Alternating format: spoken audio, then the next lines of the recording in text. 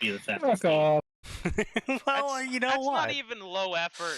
No, it's not low effort, but you know, neither is wearing a headset.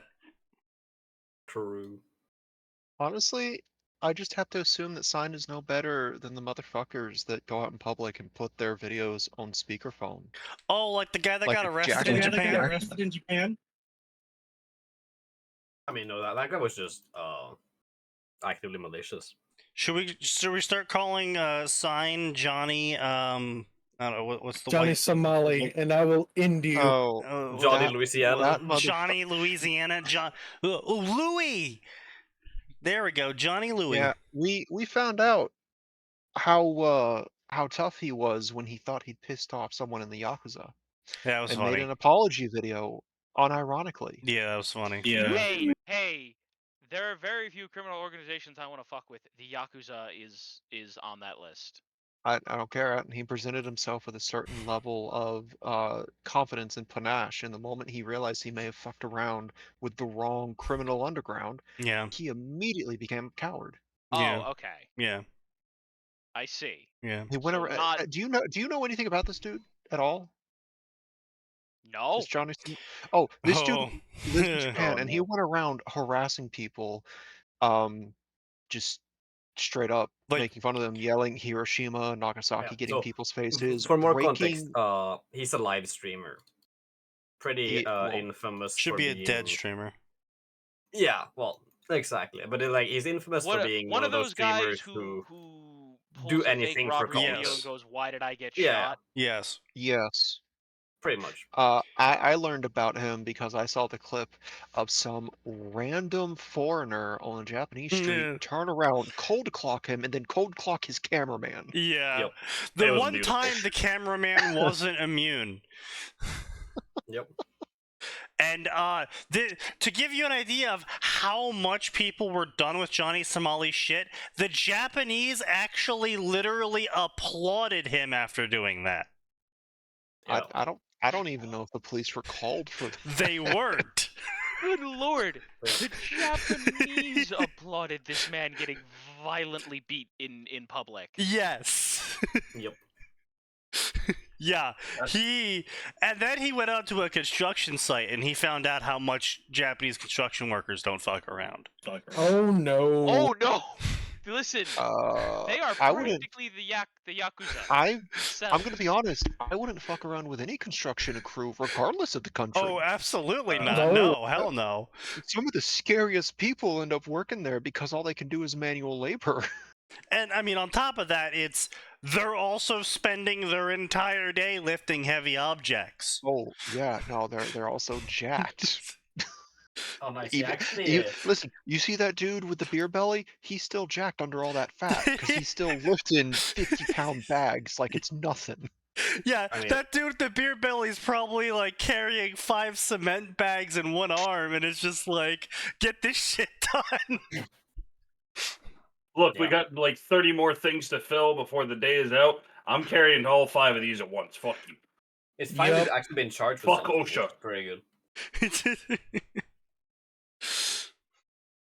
But no, but for real, it is Fanfiction Contempt Theater 9000 time, gentlemen. And I will say, you know what, ShopRite? They have all these like bread basket, what the fuck they call it? Foods, and like a bunch of pre-made foods, like some of the really nice ShopRites, you know, like the white ShopRites. Sneaky. I'm not wrong though. Look, Jesus, Sneaky. I'm not wrong though. I'm not wrong though. You can go on Twitter and you'll even see people. That's how people on Twitter even refer to them. The white shop, right? That doesn't mean Okay. this is fucking Twitch. I know, but it is what it Oh. is. But they have a bunch of pre-made foods that they lay out, and it's like a pre-made pork tenderloin. It's like $6 a pound. They give you $1 off if you have a ShopRite card. And then you just put it in the oven for 20 minutes, and you have like a whole fucking meal. It's really good. I don't know what's going on, but I'll drink to that. That's exactly.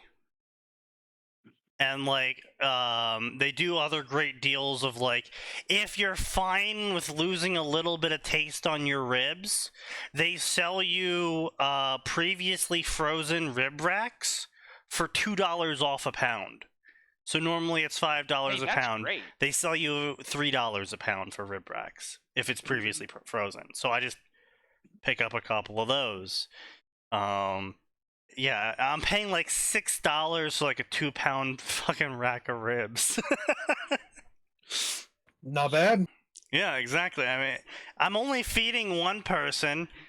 You know, that fucking rack of ribs feeds me like the whole goddamn day. So, you know, it's a pretty good deal.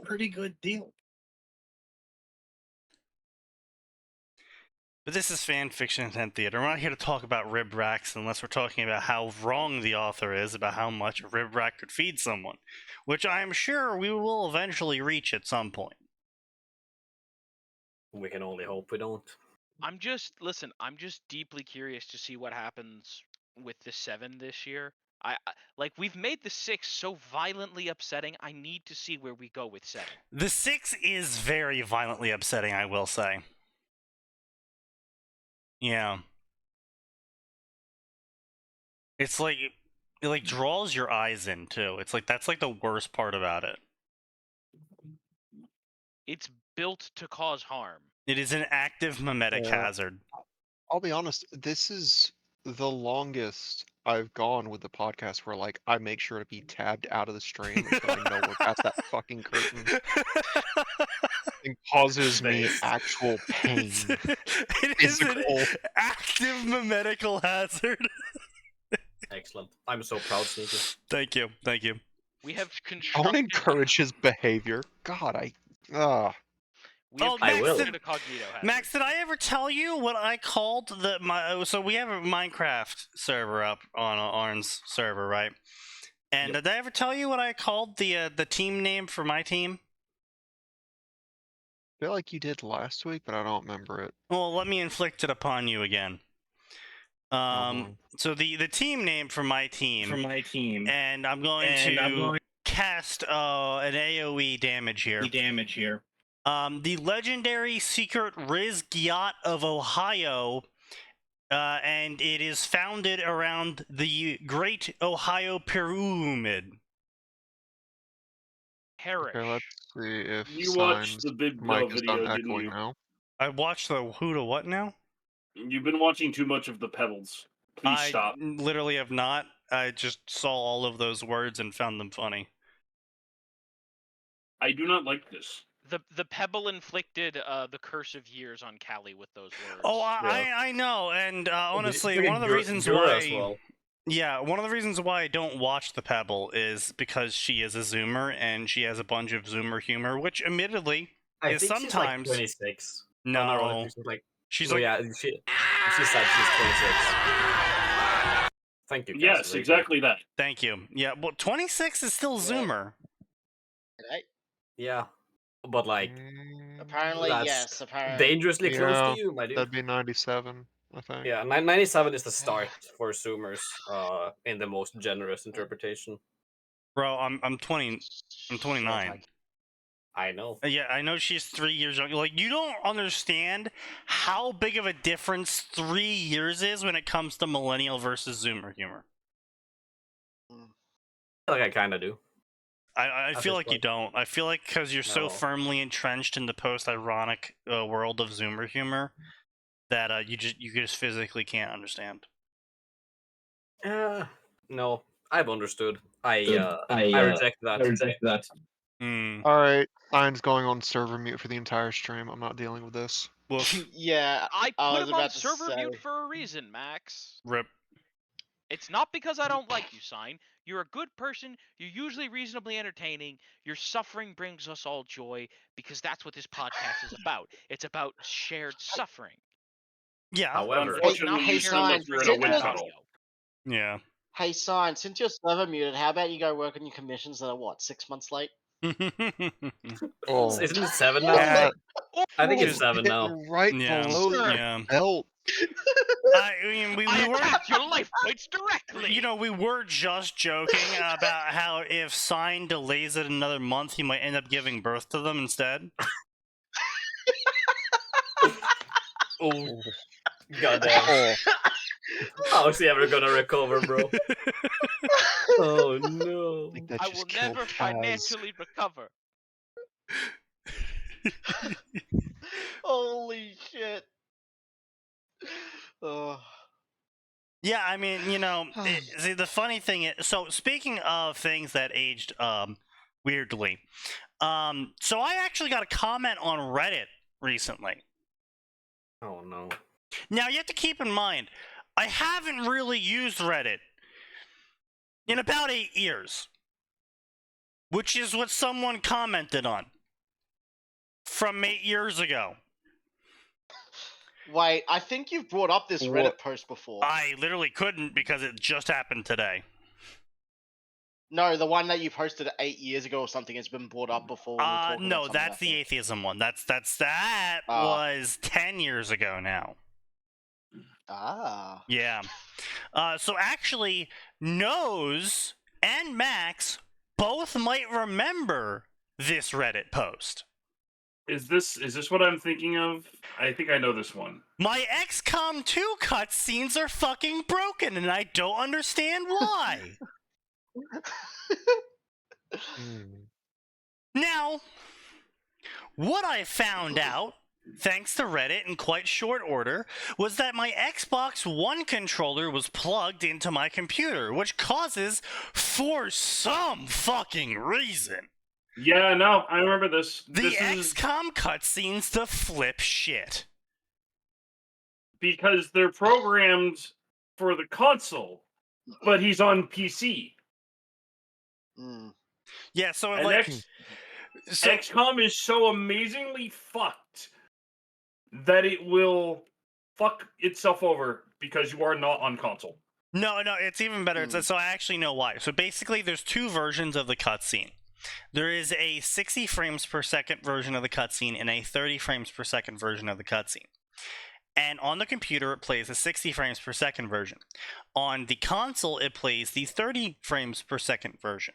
Oh, it was that was Because- the issue. Because you have the Xbox controller plugged in, the game, because it was programmed not by operating system to play a certain fucking cutscene, but for some fucking reason, if it detects a controller, then it plays the console cutscene. Here's the problem. I understand where someone's thought process is in that, right? Oh, if detect Xbox or PS5 controller, then play console cutscene. Because obviously there's a controller plugged in. I mean, to complicate that though, I might be wrong on this one, but isn't like the newer Xbox is basically just a Windows front It end? is. Yeah, so if you try to detect operating system, then there's a decent chance it might return, oh, this is a Windows PC. Yes. vice versa. However, you have to keep in mind the console at that time was Yeah, the I know, it's- 360. Yeah, that doesn't really work then, but I'm just saying, like, nowadays that's a more Yeah. No, yeah, I like that you understand. can't really do it the same way. Yeah, but nowadays, however, also the console would have a good enough graphics card to play a cutscene in. 60 Yeah. frames. Mm. And nobody plays on Xbox anymore. Yeah, that too. But yeah, so anyway, what happens is it tries to play them. It's not that it tries to play them both. It plays the PC version of the cutscene because it's the only cutscene that you load on the PC version because you're using the PC version. But it tries to play it with the console version settings, which are baked into the engine. Oh. Genius. So it just absolutely murders the video and audio. It's the dumbest shit ever. But anyway. So that was solved 8 years ago. This fucking Redditor posts today on that post that's been solved. Late to the party, but I found if I just disable the audio drivers, the cutscene plays fine. Brr. And I'm like, not only, like, you're not just late to the party, buddy. The party grew up and is going to school now. Damn. But Redditor moment. the advice you gave is dumb as fuck because maybe I want to hear the cutscene? Nah, dude. No, it can't be that. Yeah, Nah, no, you're no. asking for too much. Sorry, that doesn't happen. You don't hear it. Let me just play XCOM with my audio disabled? Like, what? Why would you Yeah. play with your audio disabled? Well, Why would you maybe play if with your your audio brain is enabled? It's disabled. like absolute Redditor moment. Like, Just holy play with shit. no audio, lol. You ignore the fact that it's been solved. You ignore the fact that it's 8 years old. And you give the wrong advice on how Listen, to fix they're it. so desperate for attention that they're willing to get it from anyone, even 10-year-old posts or 8-year-old posts. Look, I realize it's in a natural Redditor's behavior to seek attention from 8-year-olds. But maybe... I was gonna say that earlier, but then I just went at the moment.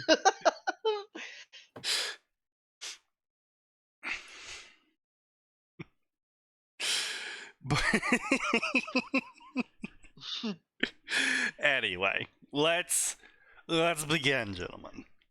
So, last time on Fanfiction Contempt Theater, we spent an entire session reading Nose's newest favorite fanfiction. I'll kill you in your sleep. Wait, what? Which one is this? Is this Yeah, the fucking so one that I got- made so to give context, I made a comment saying I am surprised that this is not a thing, based off the fact there is basically a fan fiction for almost anything. and then they And found then the we fanfiction found for it, the and thing, then it was like, oh, this suffered. is a lot of pages. I'm like, why on earth is there so many chapters? And then Seeker's like, let's read it, and then let's blame Nose for having us read it. It was a Darkest Dungeon Ruby crossover. I mean, I want to be clear. It is your fault that It we is read your it, fault, right? yeah. Yeah, It is my fault, but it's also your Whoever fault. presents it, that's their fault. Yeah.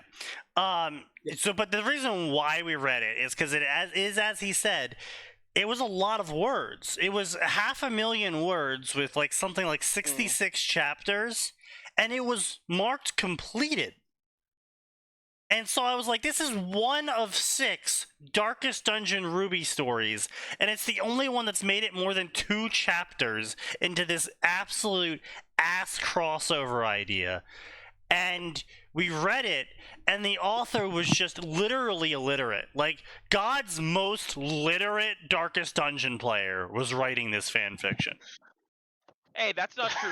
Nose is capable of writing entire paragraphs with 0 grammar errors. He is the most literate Darkest Dungeon player. Who? surely not. Yeah. Nose. Oh my god, odd, Mm. really? He can write entire paragraphs. So, Jesus Christ, Art. Look, I wrote that in chat specifically so you wouldn't read it Yeah, out no, loud. I Yeah, appreciate no. it. Yeah, no, I appreciate that. So, Howard, the reason why I'm bringing this up is specifically for one reason and one reason alone. We didn't get to the next section, which is DXD. Yeah, right. Oh One no. bag. I claim no 17 responsibility for this. Fuck you. What the fuck? One of the main villains this? in SMT Nocturne was a Japanese salaryman who climbed up the corporate ladder until he was at the C-suite. He grew to hate humanity so much he literally destroyed the world so he could try to rebuild it where everyone was a robot and a giant computer, okay? One time they were selling this whisk cheesecake at one of the most ShopRites around Christmas time, and I never found it again. Workers in bakery never said they never made them, and it was delicious. Yeah, so basically, ShopRite also, depending on, because ShopRite is a franchisement, I believe they're called, which is where you have local owners of a brand name. They probably paired up with a local bakery that might have gone out of business. And so what ShopRite will do is they'll contract out a lot of the perishable goods to local bakeries if possible.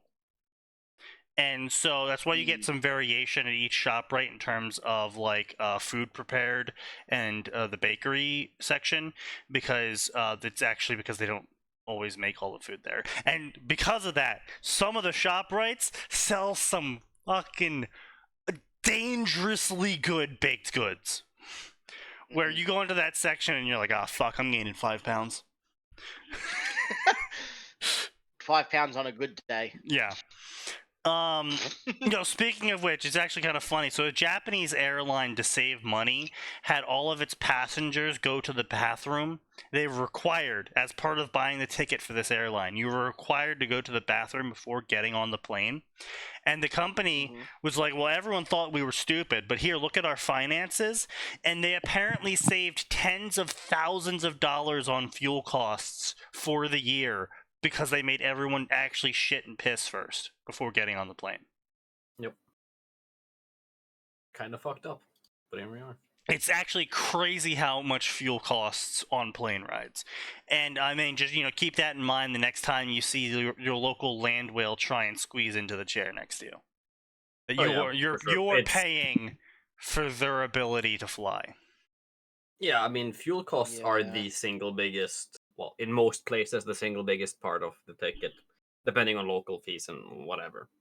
Yeah, it's actually funny. If you fly Emirates to basically any Emirates-backed location, yeah,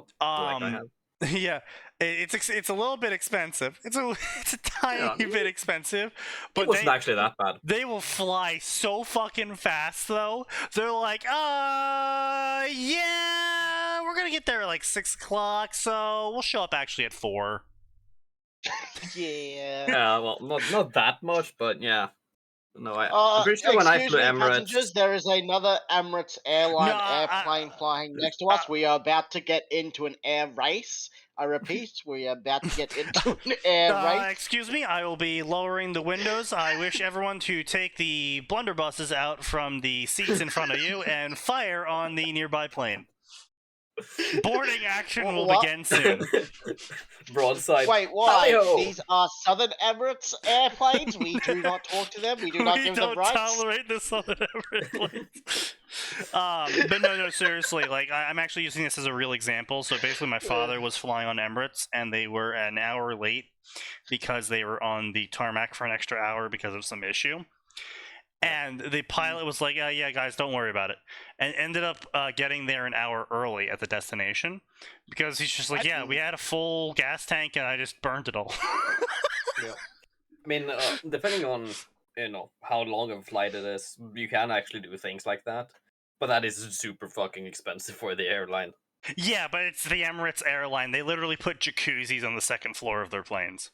Oh yeah, for sure. Look, I flew with Emirates from Tokyo to Dubai when I was going back home in Was that a smart January. choice on your end? I mean, that was a 32-hour fucking itinerary. So you got to enjoy the Emirates luxury, yeah. Well, I mean, I was in economy because... Well, no, he didn't, because he's not rich enough for that. Yeah, it was only 10 hours with Emirates. Well, hold up. Like, economy on Emirates is still, like, better than business class on fucking Spirit.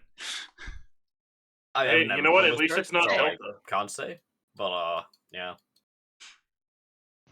No, Emirates is pretty great, honestly. Can't complain. Yeah. I was recently reading a fanfiction There was a continuation of a jump chain. Oh, jeez. A fan fiction continuation of someone else's jump chain. Jesus Christ. Bro. Where the main character has been getting tossed around to various fantasy worlds. One of those was Don Machi, and the MC explicitly stated to be around the top 50 in the city. The character has now been summoned into Shield Hero. At what point will the character struggle in combat? Never. Never. Yeah, that wasn't even Literally a card to begin with. Yeah. That's the point of jump chain. That is literally the point of jump chain. It's like, it is sort of the point of jump chain, but it's like sort of not the point of jump chain. Like, the point of jump chain is... You can struggle for the first one or two, and then maybe far in they'll throw in something you're not expecting, or that'll fuck you over, like 40k. Yeah. But in between that, there's nothing. In between that, there's just nothing. Jump chains are nothing but a vehicle for literary masturbation. More or less, You can't change my mind. No, you're more or less fact. correct. I mean, I think the thing is that jump chain imposes this like strict mentality on the author, and I mean, obviously, again, they're too stupid to not write anything but it. But like, there was jump chains before jump chain, and people just called it like world traveling and shit, and like would come up with whatever reason that they were able to travel the world. Yeah, multi-crosses, parallel world. I mean, half the properties they crossed into, well, yeah, but also, like, half the properties they crossed into enabled dimensional travel, so they were just like, oh, yeah, I'll just fucking opened a portal to this world. And it's like the Fate franchise was famous for it. It's why it had so many fucking crossovers even before FGO was a thing. Well, the reason why it had so many, but the reason why Fate section had so many crossovers wasn't because of dimensional travel. It had so many crossovers because A, you could bullshittium enough to do dimensional travel, and B, you could summon a bunch of characters into Fate and have it be believable, because Fate is all about summoning dumb shit and having it be believable. And not just that, you had multiple excuses for the dimensional travel. You had the actual dimensional travel magic, you had the wishcraft, which is just throwing a whole bunch of power at something and wishing it to happen, to make nearly anything happen. There was the soul thing where people was like, yeah, I can summon heroic spirits, so I can summon souls from other places as well. Like it was just as a whole. Yeah. I mean, like there was possibilities with it, but I'm talking more Avalon, like straight up just like dimensional travel. Like Avalon, people use the sheath because it brings forth Avalon in the VN. So people was like, yeah, you go through Avalon and then you end up in a different world. Yeah, that's true. Not really how it worked, but yeah, whatever. Like I said, bullshitting him enough to make it believable, and it's like Zelrich with parallel world shit, and it's like, yeah, whatever. And the fact that it was brought up that literally a blueprint of his fucking weapon was left with the Tosakas, so there was always a reason for Shiro to end up in another world just by being in their house. Underplayed also does bring up a good point as well. Older Zoomer humor is a bunch of MLG montages, and younger Zoomer humor is like skibbity toilet shit. Yeah, pretty much. That's getting into Generation Alpha, to be honest, which I hate to say. You know what? I think I'm gonna start calling them Degeneration Alpha. Yeah, that works. That works. Yeah, no. I fucking miss MLG. You know, what the fuck was that, Santa? As horrifying as Jewish shit like Skibbity Toilet and all that is, I am kind of curious what the fucking iPad Cocomelon babies are going to come up with. Oh no! What? Oh yeah! No. That's like well. Give it like 5 years. 5 years. Yeah, no, the Cocomelon people, that was like back in the day of PewDiePie, which was 5 years ago, plus like another 2 years. So that puts so most Cocomelon babies, I would say, are between 7 to 9 now at minimum. About 5 years. The oldest ones. Yeah, so I would put it at around. It's only getting worse. Another 3 years before Degeneration Beta shows up. Oh god. Oh no. And you know what? I think I'm actually gonna stick to that. It is definitely Degeneration. No. Yeah. It's not Generation, it's Degeneration, because they are just like, their humor, like, I made fun of Zoomers for their shit humor. Alpha humor is just like a fucking decaying corpse on the ground.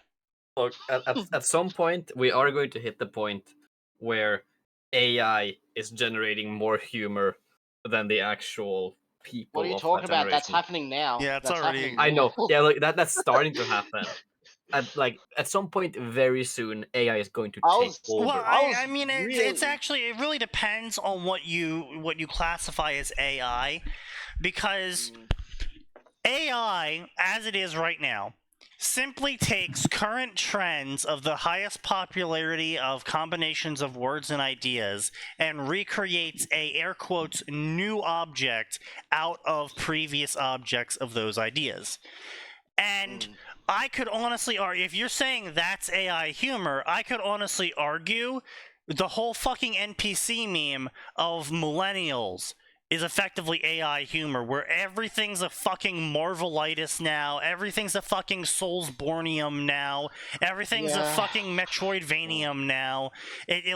Their ability to grasp concepts as a generation has degraded to the point where if you have a comedy scene in an action movie, it has to be Marvel comedy. You have to fucking undermine all of the action and seriousness in the movie by adding in Wait. cheesy lines. Was that on? Wait, hang on. I saw something. I don't know if it was on the SDM or if it was on another server, but some fucking redditor posting about how Oppenheimer should have had more like funny one-liners Yes. to split up the tension. Yes. I feel like I've seen that in. Yeah. It was in the SDM. I think Yeah, it was it the was in the SDM, SDM. Yeah, it's just Oh boy. I want to fucking shoot myself. I swear to God.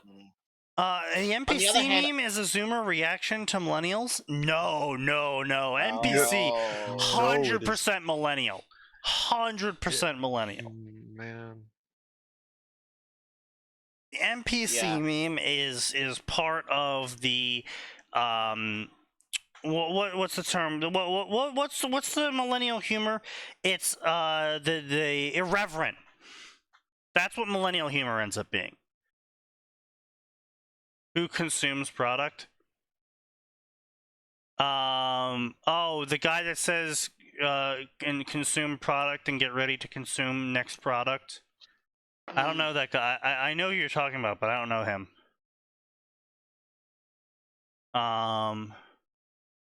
He was one of those bigger streamers back in the day.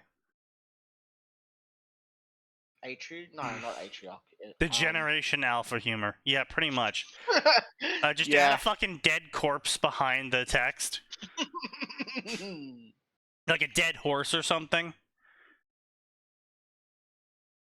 Yeah. Just text, I am an unimaginable pain. Bottom text. The Generation Beta humor is just gonna be Hey, gone who is dead in this the background. mocking? It's mocking millennials. It's not mocking. It's millennials mocking millennials, and then it's also Lojax is a millennial. Zoomers again, because you gotta keep in mind, all Zoomer humor is derived from millennials. Zoomers could not create a single original idea if they tried.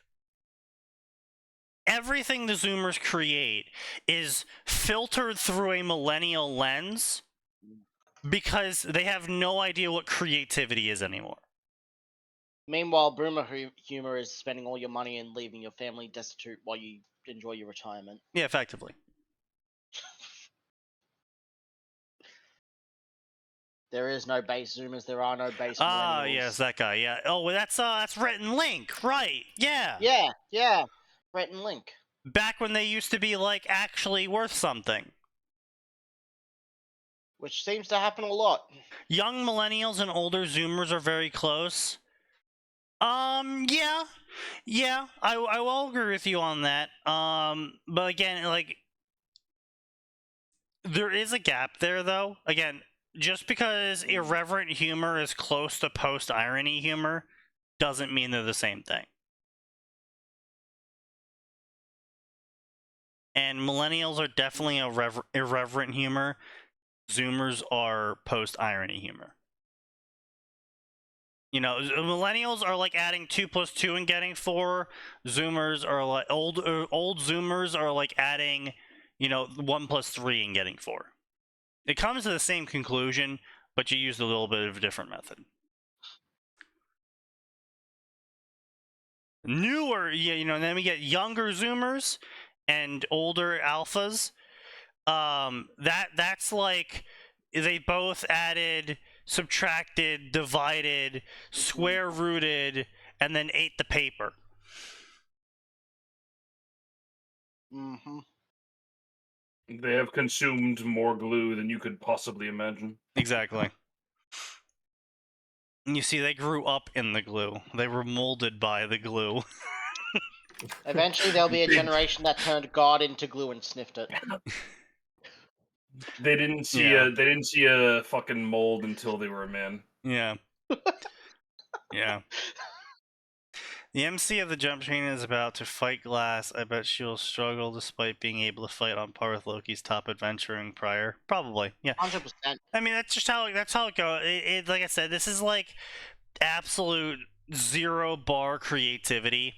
Is that these people can't come up with anything creative. All they know is their character has to struggle, and that's how you do character arcs. Your character struggles. It doesn't matter that in the previous character arc, your character was able to punch God and win. This time around, they have to fight Squirtle and lose, because if they just win, then they're not struggling. Yep. I blame Worm and Wildbow. No. Honestly, I actually kind of blame Pokemon. With how Ash always loses, so he always has to struggle and start with new teams and shit like Well, that. it's not even that. It's like, if you take a look at how, like, the thing is like, so millennials grew up with original Ash, and then with every season of Pokemon after that, and I would say millennials watched a fair number of those seasons before they, kind of outgrew the cartoon. And in that time span, like, at least 8 or 9 seasons of Pokemon came out. Right? Yeah, I mean, yeah, I stopped watching after the fucking Sinnoh against Paul. Well, because I so did couldn't a lot deal of with them. Yeah. Because of the Tobias bullshit. Oh, the Tobias bullshit was so dumb. But point being, though, is like, it wasn't just, oh, he has to restart every season. It was, he forgot lessons he learned in previous gym battles. Like, each gym battle was always about Ash learning some big morality lesson. And don't get me wrong, I fully support that shit, okay? Yeah. I fully support teaching but when kids he's learning the morality same lessons. lesson. Right, exactly. It's the same morality lesson again. You have to trust your Pokemon. Oh, okay, I'll trust my Pokemon. 3 seasons later, you have to trust your Pokemon. It's not, but it's not even like 3 seasons later. It's like 3 badges later. Yeah. It's having to trust a different Pokemon is apparently too much to realize. And honestly, that's actually something I've noticed, and because I have worked many jobs at this point, and something I have uncomfortably noticed is there is a significant amount of people that are completely incapable of taking a solution they have learned and applying it to scenarios that are not the scenario they learned it from. Yeah. Sounds about right. Quite literally shit like, I put my hand on the oven and it was hot and I burned my hand, so I won't put my hand on the oven while it's hot anymore. And then they'll put their hand on the toaster that's on. And they're like, oh my god, ow, why is that hot? It's like, because it's a heating element? It gets hot? Like, toaster, heating element, gets hot? It's like, no comprehension, no connection. The synapses are not firing. The only time that happens with me is when I'm drunk enough that the intrusive thoughts win. Yeah, that's fair. But like, it's the scary part is that kind of method of thinking has seeped fully. It has infected and poisoned the well fully of creative thought, where characters can no longer permanently learn anything because their creators can't permanently learn anything. Yes, don't you realize creative thinking and free thought isn't allowed in the world anymore? Well, it's not even about it being allowed or not, because, I mean, honestly, like, come on. Seriously, one of the best fucking lines ever I've ever heard in a rap was from Dan Bull talking about civilization. And it was the exact Real. part where he was talking about how the church, when they started hiring artists to create these works of art for their religion, what the church didn't realize at the time was they were fermenting their destruction of a religion, because the works of art that the artists created were thought pieces and got people thinking. Yep. Mm. That whole fucking rap goes so hard. The it's actually fucking unbelievable. civilization rap is like It does. 110%, yeah. Oh my god, I It's fucking Dan Bull- love that a lot shit.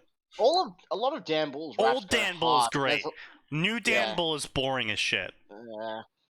which again happens a lot. Yeah. But yeah, that was such a fucking fire line. It is stuck in my head to this day because it's so true. Mm. It's so true. But yeah, people don't fucking think anymore, and therefore their characters can't fucking think anymore. So we start a new arc. The character has to be weak again, no matter what. They have to struggle. Or the worm meme. The worm meme is what we're currently moving into. You want to have to restart from level 1 in a video game of fucking again. Where's the worm meme? I know I just saw it posted recently. Suffering is it suffering is character development, suffering is character development, Yeah, suffering is character development. It's a literal Oh, cycle, that- but everything is just suffering as character development. Ah, Yeah, Yeah, I've also seen- seen the Jujutsu Kaisen fandom stealing that for Yuji as well. Yeah, that's fair. They aren't wrong. Yeah. Yeah, I was gonna say some of the shit that they force the characters to go through in that series are just like, why is this just constant? But yeah, so speaking of absolute brain rot and complete inability to conceptually come up with any sort of creative thought, let's go to DxD. Mm. Accurate. Yes, there we go. Thank you. Suffering builds character. Yep. Suffering builds character. Suffering builds character. Let's see what we got here. We got Rise of the Devil Dragon. Oh, I'm sure this is going to be a fantastic story. No, it's Why not? It could be gonna good. be off. Oh, you never know. I don't have faith after what we Born went as a hybrid dragon devil. through. And it's trash. Yeah. Is this an OC or? Well, I mean, effectively OC. Because we got born Is it- as a hybrid dragon devil, Issei will discover that power comes in all forms. That's right, Issei, the infamous dragon devil, who's definitely a dragon and a devil. Yep. That already exists in the Boone family. Why not just make an OC? Because then people wouldn't click on it. So Chin Lamp, Signs Beta, brought up a decent point, and I somewhat agree with him, but I also disagree with him. So Chin Lamp's point on Signs Server was that the reason why people bring up really crappy characters and turn them into main character flesh puppets is because people like to click on the main character. And it's like, yeah, that's true. However, I can guarantee you that if you made a genuinely good-looking Halo story with the main character Sergeant fucking Johnson, people would still probably click on it more than Master Chief, honestly. Mm. Why does this guy break one of the most well-known fucking rules of DxD, that humans and half-humans are the only ones that get sacred gears if it's not stolen? Well, that it's not dissenting even a rule, that's literally a law. So, Well, yeah, no, but this guy's half devil, half dragon, and has the boosted gear, sacred gear. His mother was a devil, his father was a dragon. yeah, because the author's retarded, like I said, we just went over the whole creative thinking thing. Their Yeah. creative thinking stopped at, wouldn't it be cool if Issei was a dragon devil? Like, they see didn't what think else we've about, got. like, you know, actually making him a dragon devil and what that would entail in a world like DxD with the magical rules DxD has. No, they were just like, oh, don't bro, dragon devil. Why am I? Why am I not surprised that his main fucking thing is Harry Potter, including a 772,000 word complete story?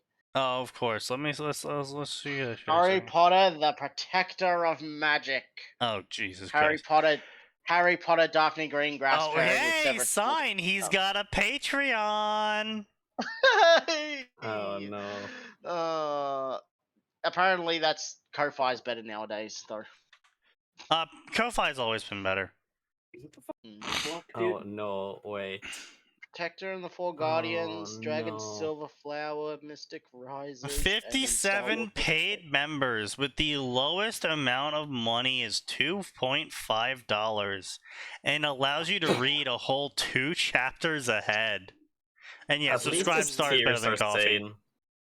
At least his tiers Elite are sane, level is $4 a month and 4 chapters ahead with a whopping 10% off. I really appreciate his masterful.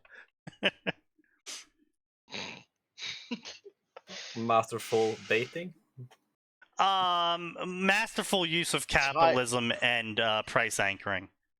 Yeah, I mean, to be fair, we have seen some absolutely retarded tier pricings here. Yeah, I know. So this is actually like fairly sane. Oh, I know. That's what I'm saying. Masterful use of capitalism and price anchoring. Yeah. Tiger Swarm 9122 is the staff Tiger of one Swarm's community. problem. Yeah, Tiger Swarm's problem isn't his prices. Tiger Swarm's problem is his content. Yep. Yeah, he's also the staff of a Harry x Daphne multi-bashing community. Of course he What? is. Basically, You know what? I Harry should Potter be and more Daphne surprised. Greengrass pairing with Dumbledore and select Weasley bashing. Hermione is in a few of them too. Yep. PM me to join as a staff member. Suppose you want your story to be here. PM me or anyone from my staff. Founder Wolf Crippling brain Beer. damage. Holy fuck. Seven staff members. Damn. Yeah, this community has many pairings apart from Hafni. 212 Even though it's Harry stories. Daphne. 200. I've got 220. What? I don't know how you got that one, but Yeah, it says 220 at the top. I think it's the filtering problem. Yeah. oh no, 8 stories were eliminated from reality. Because it says Thank God. 212 down Oh here. yeah, 212. Inshallah, does, yeah. the rest of them will be eliminated too. Indeed. It was probably. Mashallah, we must Do you pray. think the story still shows deleted stories but doesn't show them like to be clicked on? Yeah, effectively. But there was With 8 added FN stories that got spaghetti deleted. code, that's guaranteed. Yeah.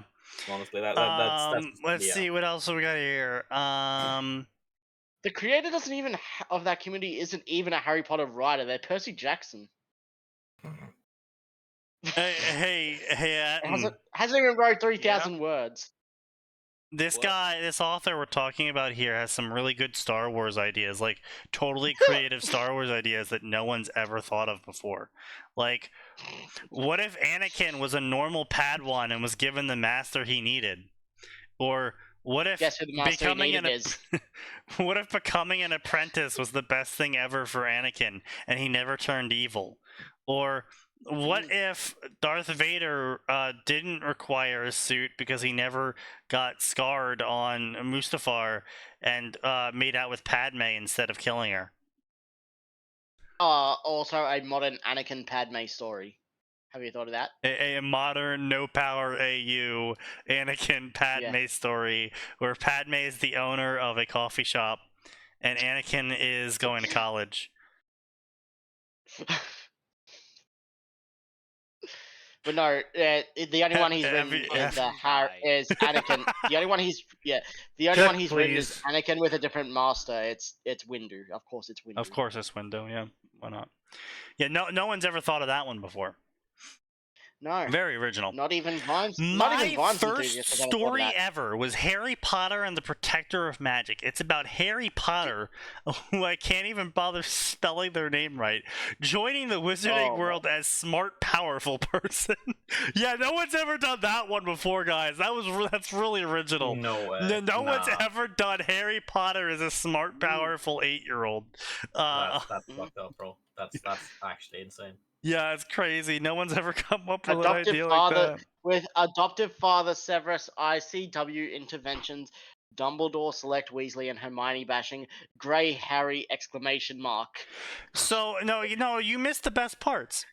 This story will show how Harry grows into the person he was truly meant to be, with help from things that only a few people in the world know about, like going to Japanese anime girl, magical girl school, his adoptive father being Severus Snape, the international community of wizards intervening on Harry's behalf, Dumbledore, Weasley, and Hermione bashing for no clear reason. And don't worry, Harry will be dark as fuck, but I'm gonna call him Grey Harry because I don't want to be called edgy.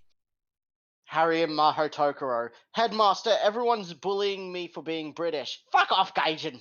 Basically. Anakin would be a NASCAR driver not going to college. You know what? I can see it. Yeah. Listen. The other option is don't do a modern AU. You know what I want? Give me Anakin set in like Death Race 3000. Use the Force, Anakin. Master, I told you I don't like taking drugs. Use the Listen. Force, Anakin. I didn't spend premium on Master Yoda's greatest creation just for you to pussy out, Anakin. Initial- that okay, dark Other side, option. Initial Sith D, but pack. pod racing. Just sit back. smoking that evil red lean. The evil Dark side of the what? lean. You know what I've actually genuinely never seen, but kind of actually sort of want to. I don't know how it would go. Like I don't know how like the pacing would go on it, but I feel like it would be at least an idea I would like to see. You know, Anakin never gets picked up. Becomes, earns his way to freedom by pod racing and gambling heavily. Becomes a mercenary who's like very like rogue tradery and like the Inquisitor that never really learned how to use their psyker powers, but subconsciously uses their psyker powers to make everything they do better because that's just how they learned how to do it. Yeah, I would say, so the problem with that is that's a rogue psyker. No, but that's what I'm saying though, is like that's what Anakin would do though, is like I would like to see a story sort of like that where he never becomes a Jedi, doesn't get the whole Sith shit going on. He just becomes this like, racing, goes from like pod racer, gambler to more extreme starship racing gambler to then getting hired on as like a mercenary and becoming like this mercenary pilot in the Clone War that happens, and just kind of like it just goes from there, where he doesn't get caught up in all of the Jedi Sith shit, and he's actually just like this supernaturally good pilot who is really good at shooting shit and gambling. I see. I feel like he would just also be a smuggler. Yeah, basically he would be the proto Han Solo, because didn't they try and excuse the whole Han Solo shit with him being like not Force adept but like Force sensitive? He was Force sensitive enough that he had like better reflexes and could get like lucky shots or have a bad feeling, so he'd know shit. But he wasn't enough to be a Jedi or anything. I'm pretty sure. Right. Yeah, I think that's what it was. Yeah. Yeah. But yeah, so basically Anakin ending up into that sort of role. I just think it'd be funny. Except because of his connection to the Force, he would be so much stronger than everyone else still. Yeah, effectively, yeah. Yeah. I don't know. I like I said, I don't really know how the pacing on that would go, so I don't really know if it would actually make for a genuinely good story. But it would be like it's something I've never really seen someone try and even do, because everyone just gets so focused on the whole Jedi Sith shit. Yeah, like that could be genuinely interesting. Of course, that does come up with a couple things. Like, how does the biggest ramifications you got to consider? Yeah. How the fuck does Sidious's plan even go? What do you mean? He becomes the big emperor, and then he does everything he can to make sure that no one will take his spot or go against him by making everything stupid and not work correctly. Well, no, I know, no, but no, like, what do you mean? right? An important part of Anakin was actually an important part. Right. Because right on a 1-to-1 level, there was no way in hell that the council loses to Sidious. Like, let me be clear. Yeah, the no, council 100%, yeah. jobbers, Yeah. they still get Yeah. they still get roasted, but there's no way he's Windu, dropping Yoda. Windu. Yeah, He almost didn't. If it wasn't for Anakin deciding to choose Sidious at that moment, Sidious would have But died. that's exactly my point, right? Like, Yeah. Sidious is going to be far less willing to make a coup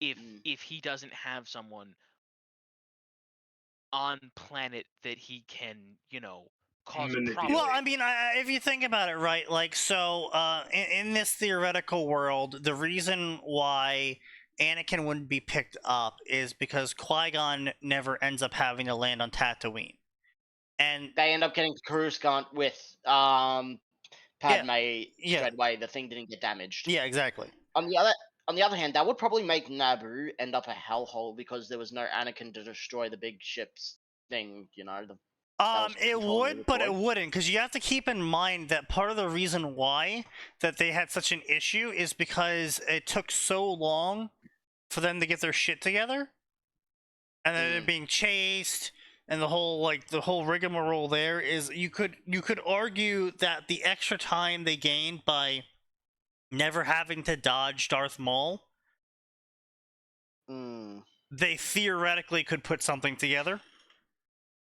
And even then, if you say, "Oh no, they can't," I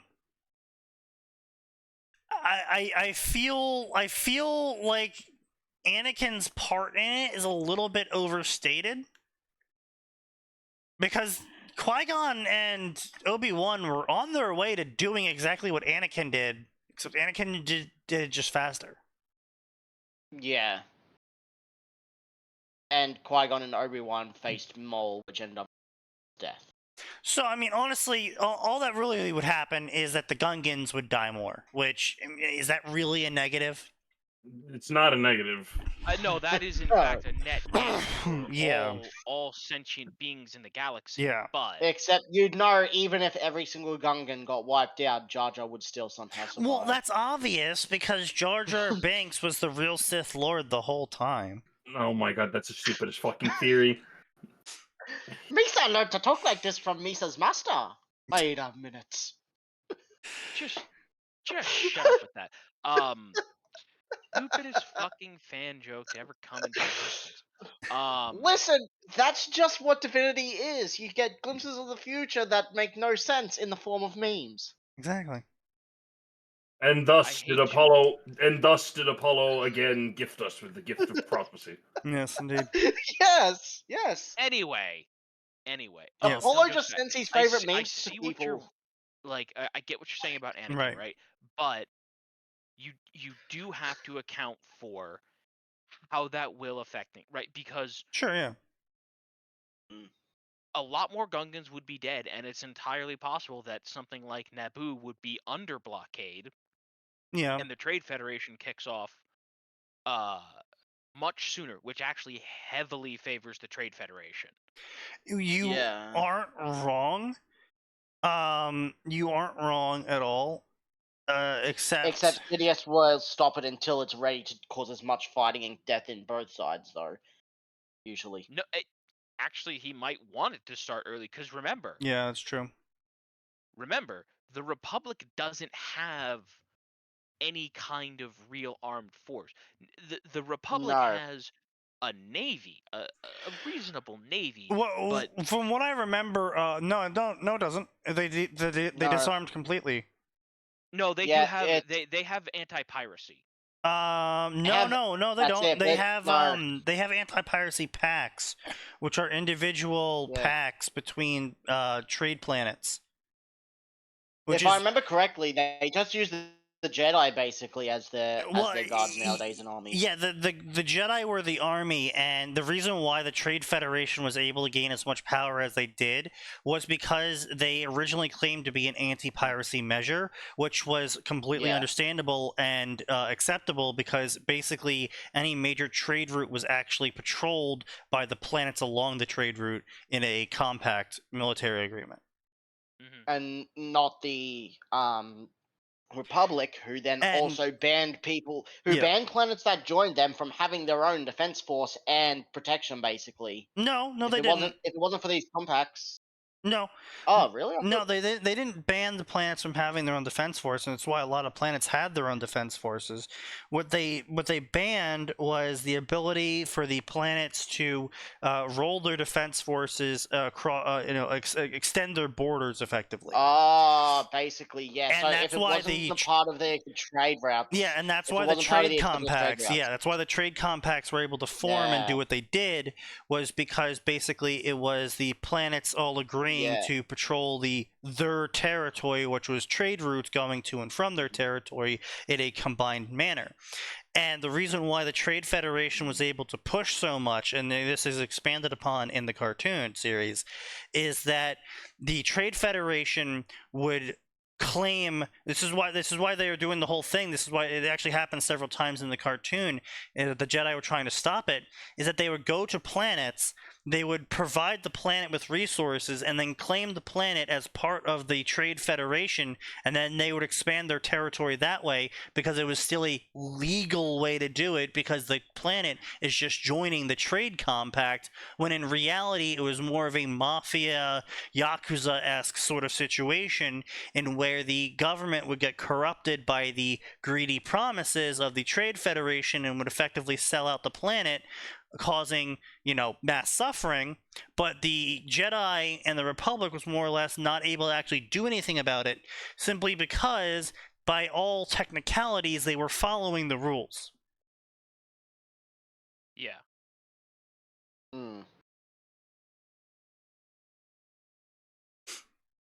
And it's also why no one was really able to mount an army in response to the Trade Federation originally, is because no one saw the Trade Federation army as an actual army meant to conquer people. They just saw it as a extensive anti-piracy measure, which, to be fair, it was very effective as an anti-piracy measure. Yeah. And the Lucre Hulks were originally made the way they were to be giant transport ships that were capable of fighting off pirates long enough for their escorts to come in and sweep the rest away. Yeah.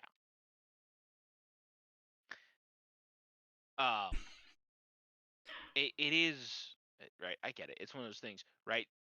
And credit to him, it was certainly a reasonably intelligent plan. But again,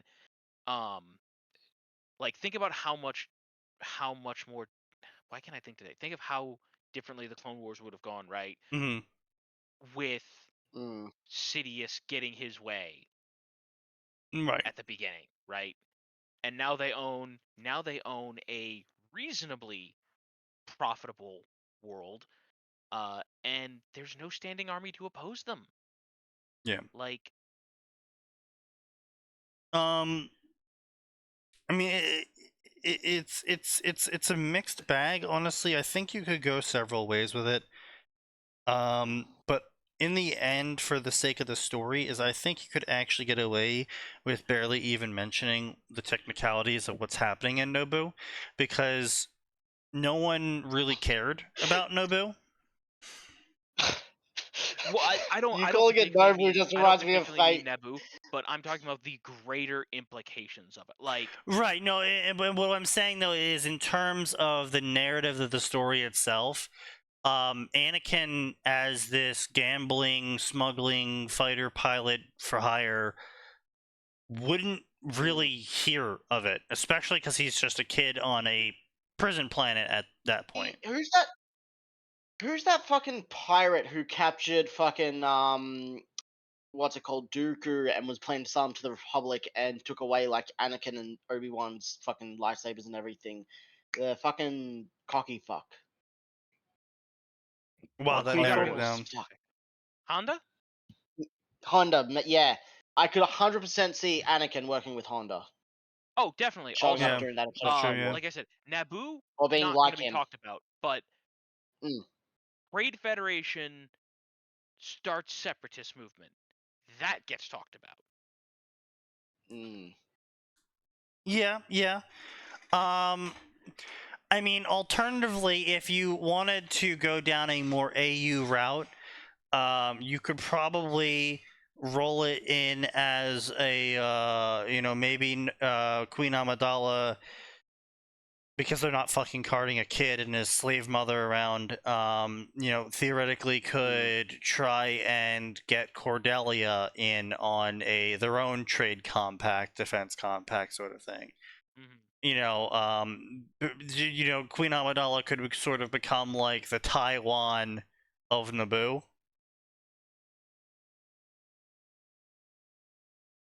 If you understand what I'm referencing. Yeah. I get you. Government in exile still wants to rule the planet they're technically the owner of, but they can't because there's a standing army there that, will kill them. And Naboo is rich enough that other planets, if they're not going to fight the Trade Federation, I mean, like, the key part here is there is currently an active blockade around Naboo, which is the whole reason as to why they had to flee, to try and get the government to do something about it. Yeah. And so getting into a compact with anyone would probably be a little bit hard, because everyone's sort of like, well, you're basically Eventually, the people being... of Naboo. Yeah. Eventually, the people of Naboo are going to get so desperate with lacking and being oppressed like this that it's going to cause like rebellion on the planet and shit. Like, Padme is all for not causing violence, but the people who's dealing with the blockade and starving, they're like, "Hey, we've had enough." Yeah, Which- I think it's going to be a mixed bag, because the Trade Federation doesn't really have an occupying force. It has robots, which require orders, and the commanders who give those orders aren't even on the planet. So, everything is being relayed through a giant chain of telephone from very simple BattleBot AIs. I thought the whole point was that the invading army was supposed to be inept or something like that. No. It's okay. See, the reason why the Trade Federation was the way it was with their BattleBot army was that they were extremely cheap to produce. And the Trade Federation was supposed to be a parody of Jews and capitalism. Because George Lucas...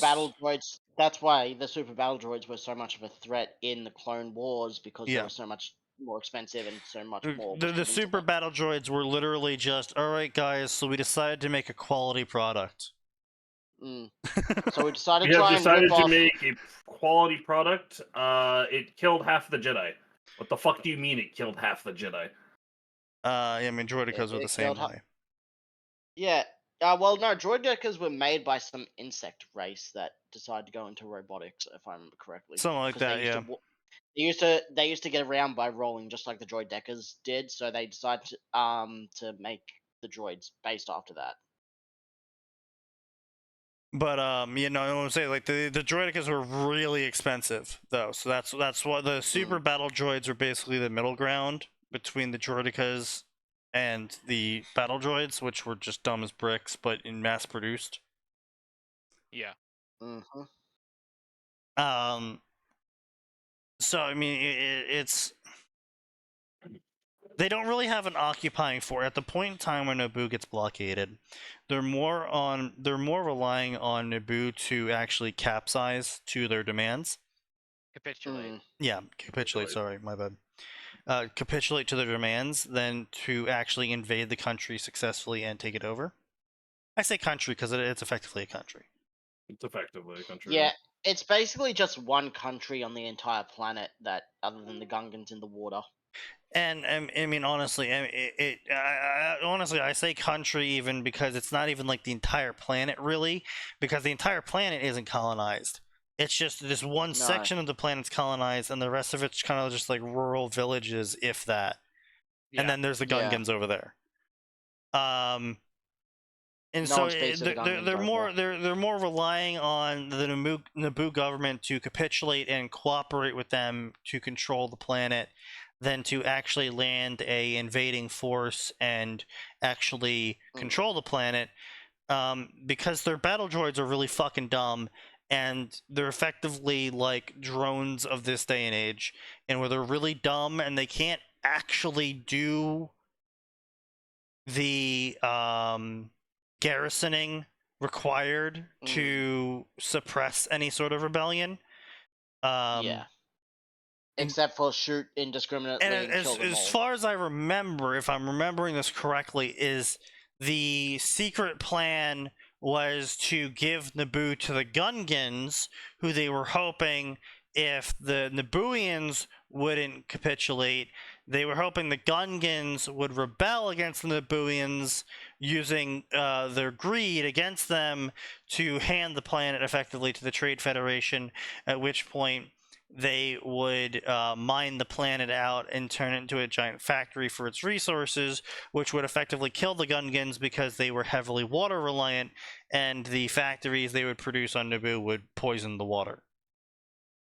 Oh, devious. So they were either hoping plan A was Naboo capitulates and cooperates. Plan B was bribe the Gungans into causing a race riot.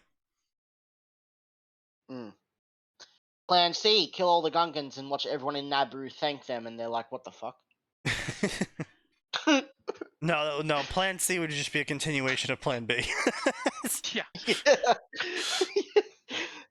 No, seriously, like, that was basically effectively their plans for that. So as far as how it would go without Anakin there, is I feel like their invasion of Naboo was also a little bit rushed, because they felt rushed by the whole Jedi showing up thing, because like the troops weren't landing. Like, the Jedi got back there before the troops started landing, like weeks I think before the troops actually started landing, because they traveled a whole bunch of the planet and then traveled deep into the ocean and then entered negotiations with the Gungans, and then the Gungans. So even if you say they did that all super fast, the Gungans still had to mobilize, and the Gungans were independent city-state unions. So the amount of time it would take for them to mobilize into an actual army and then deploy be at least a week. More, probably. Probably more, yeah. Using historical precedent. Yeah, so the amount of time between like the Jedi actually landing there and the Trade Federation actually saying "fuck it, we ball," it's significant. So I mean, I think that gives you enough wiggle room where you don't have to go down the route of like, you know, fucking Frostpunk, but it's on Naboo. Frostpunk, but it's Naboo. But anyway, back to this garbage. This story is merely a prototype for me to give my ideas life. It will also serve as a catalyst to help me improve my essay writing. I don't know how that works. It works by making me need to grab a new drink. Yeah. And I have to say that I'm quite pleased with the results of my ability to deliver stronger essays in a more academic format. I don't know how. What the fuck does that mean? Why are you here then? I have come to love this story. If you don't feel like waiting for my next chapter, you can read ahead by paying me on Patreon. Harry Potter and the Dragon's Silver Flower is a story where Harry decides to take control of his life. Another very original and never before done idea in the Harry Potter section. after discovering his true heritage. Again, another very original and never before done idea in the Harry Potter section. And Dumbledore's betrayal. Second verse, same as the first. Without the machinations of Dumbledore and the Weasley family controlling his life, Harry... Excuse you? Harry will make a name for himself and rise as the true Grey Wizard. It's gonna be a little bit darker than Grey, but he's honorable, so he's not evil. Oh no. Oh wait, oh no, I just had a terrible idea, Sneaky. What's that? A Grey Harry. But it's our Grey. Oh no. Why would you do that? To the That'd be poor kind boy? of funny. It would be extremely funny, yes. That would be a little funny, yeah. Be a bit of a jape. Bit of a Yep, jaunt. Some tomfoolery. Jape, a Yeah. jaunt, a mildly comedic Chester? statement. But yeah, no, I mean, Harry- Harry would wake up with a different bone hurting every morning. and just like, No, it's both been dissolving. I'm not super enthused by, again, this whole idea that evil means you're some sort of underhanded, scheming asshole who can't have allies because he's too busy backstabbing them all. Yeah. Nah, just be like Robert from Looking for Group. That's always fun. I would say that's one of the stupidest things ever. Like, right? Look at the original Bane, the original Sith Yeah, Lord. yeah. Started the rule of 2. Yeah. The Didn't he get only inspired people- by the only past? Yeah. Oh yeah, no. To give you the quick TLDR, Mm, it was what Sneaky. 3,000 years or something for Bane, and then before that there was a Sith Empire that was going really shit. No. So it was on the So here's the thing. No. So Mhm. Sneaky, when? How long after Revan was Bane? 1,000 years? No. No, because, Bane, So Revan dies, they have the Tomb of Revan, but actually the Shadow of Revan still lives. The Sith Empire happens. We don't talk about the stupid fucking Shadow of Revan bullshit, okay? Yeah, I know, but it's still canon now, so... then the Sith Empire Well, happens... no, I was gonna say, here's the problem. Revan's alive, and then he maybe dies. Everybody thinks he's dead, except he's not, because he's just hanging out with the actual, being the Sith Emperor's Force battery. Yeah. And then he gets murked, and then the... What the hell was the... It was dumb. 20-second summary, what the hell was the Shadow of Revan thing? Didn't he get split into, like, good Revan and evil Revan? Yeah, like his Force shades got fucking split into the two sides or some shit. It was dumb and it was so long ago at this point. Like the game lost me long before that, and I was kind of just hearing the whole fucking thing through like YouTube video snippets, and I was like, what the fuck? Yeah. But anyway, so I was saying that like 300 years after. Yeah, I would say maybe 1,000 years at worst. Bane was post Revan. Yeah, right. So, somewhere between 600 to 1,000 years, because you have to have allowed enough time to have passed for people to have completely forgotten about I can't think. The Star Force and stuff. Like people have to that has to have completely dropped out of. Well, no, anybody's didn't Revan end up with like? Isn't it canon that Revan just drove it into the fucking sun or some shit? Destroyed it. No. He did, but I'm saying like any memory of Revan and the start, like that all has to drop way out of common like people consciousness, because he people has to knew of Revan. No, but to be fair, find the roots to the core. Yeah, that's true. He did destroy the Star Forge and all information about it, though. So I don't think you have to wait too long about people forgetting about the Star Forge. But Revan's legend did live on for quite a while. People knew of Revan, but it eventually got forgotten how ridiculous Revan actually was, if I remember Yeah, correctly. effectively.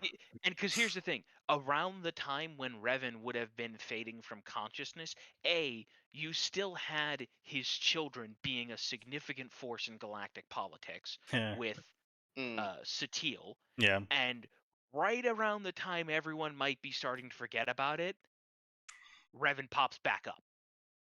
Yeah. Like, Suddenly, Revan. Suddenly, Revan. What was it? What's the fucking thing? What's the quote for Palpatine? Suddenly, Revan survived or something. Suddenly, Somehow Palpatine he returned. returned. Suddenly, No, Revan oh yeah, returned. somehow No, Revan somehow he returned. survived. yeah. Somehow Revan has returned. How? Impossible. How? Clan We Order don't know. just Clan Order's just we expected this. Let's go down. Clan Ordo. Yeah, the boss is back. Yeah. Why are they orcs? Have you met Canderous? Oh yeah, that's Yeah. Also, I want Every to other point out, Mandalorian. Nose, What I are you want to talking remind about? you, the Mandalorian chain of succession is who killed the last boss. Yeah. yeah. Yeah. That's pretty rotten orky. Anyway, right, but so around the time that Revan's going to be forgotten, he pops back up. Things like the Star Forge are going to start popping back up. People are going to be talking about it, right? And No, I don't even if like Revan, Starforge pop. Nah. even if Revan doesn't have Yeah. more kids. Anyway, the point is, Yeah. it's a long enough period of time that pretty much everyone's forgotten about Revan, the Star Forge, the other Sith Empire. But so to give you the quick summary of what's happening, someone else has made a Sith Empire, and it's a proper empire, right? They control a bunch of planets, they have an army, all that jazz. Mhm. And for whatever reason, there was some little dirt ball of a planet of a forest planet, and everybody was fighting over this planet. Like, Sneaky, what's the closest like military equivalent of? I guess it would almost be like Vietnam, Jerusalem. just two superpowers pouring. Yeah, no, I mean You know what? Jerusalem. Jerusalem's not actually a bad example. Like a Yeah. completely pointless but no, but like Jerusalem Jerusalem. does at least Um, have like a religious significance, which was highly relevant Middle to both East. factions. I The mean, Middle East because of its yes. resources. However you want to imagine it, right? But just Mm. imagine military, right? Both sides are there is no point to both sides being there anymore, but they are fighting tooth and nail from it. And the problem is, Bane realized that his philosophy was that the dark side is going to be at its strongest when there are the fewest users of it, because he believed that would allow for more concentrated dark side power. That part was baloney. That part was stupid and wrong. But what he was correct about was it would be much more effective for the Sith to operate inside the framework of the existing rules and use the horrible rules to tear them down. I think also he was sort of right about it though, in that He was right, he wasn't right. It wasn't okay. So basically, it was like he was wrong in that it would let them be stronger, but he was right in that because Pelagius proved him right on this. He was right in that because there was only two Sith actively channeling the dark side, they were better able to bend the collective universal dark side to their whims. Only two if you don't count the Night Witches, the secret fucking soup drinkers, whatever. No, but he did dramatically reduce the number of dark side users by thousands. But Yes. there was also another problem, which was that the Force was actually achieving equilibrium. It was the weirdest possible way, but the Force was actually on its way to getting back to equilibrium and balancing the light side and the dark side, because on this planet of Rasan, you had Shit, yeah, you had so many fucking dead Jedi and Sith there. It wasn't just that you had so many dead Jedi and so many dead Sith. You were encountering Sith who were starting to be like, man, we keep losing casualties that the Jedi can replenish because they can heal. Maybe we need to do some of the light side stuff. And you were running into Jedi who were thinking, man, we can sustain ourselves, but we can't drop the Sith. Maybe I need to be more aggressive with the Force. And well, I meant more in terms of like the collective force. Yeah. I want to be clear. There wasn't going to be some kind of kumbaya, sit down in the middle, we're all friends now. But No. you would certainly have gotten people breaking off from both orders, either disgusted with the waste of lives from the Jedi side, or disgusted with the waste of resources from the Sith side, combined with bunches of people who were like, you know what?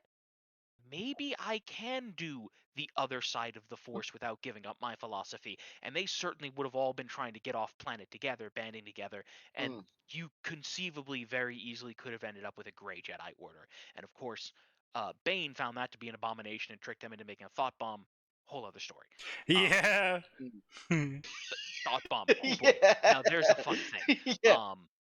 But that's beside the point. Yeah. What is the point is that the original idea behind the Sith and what made them successful was we need to be operating from behind the scenes, and there needs to be one person teaching, one person learning, and as soon as that person has learned everything the teacher can teach, ice the teacher and get yourself a new student. Yeah, the general idea was that each generation of student would know more and be more powerful than the teacher before them.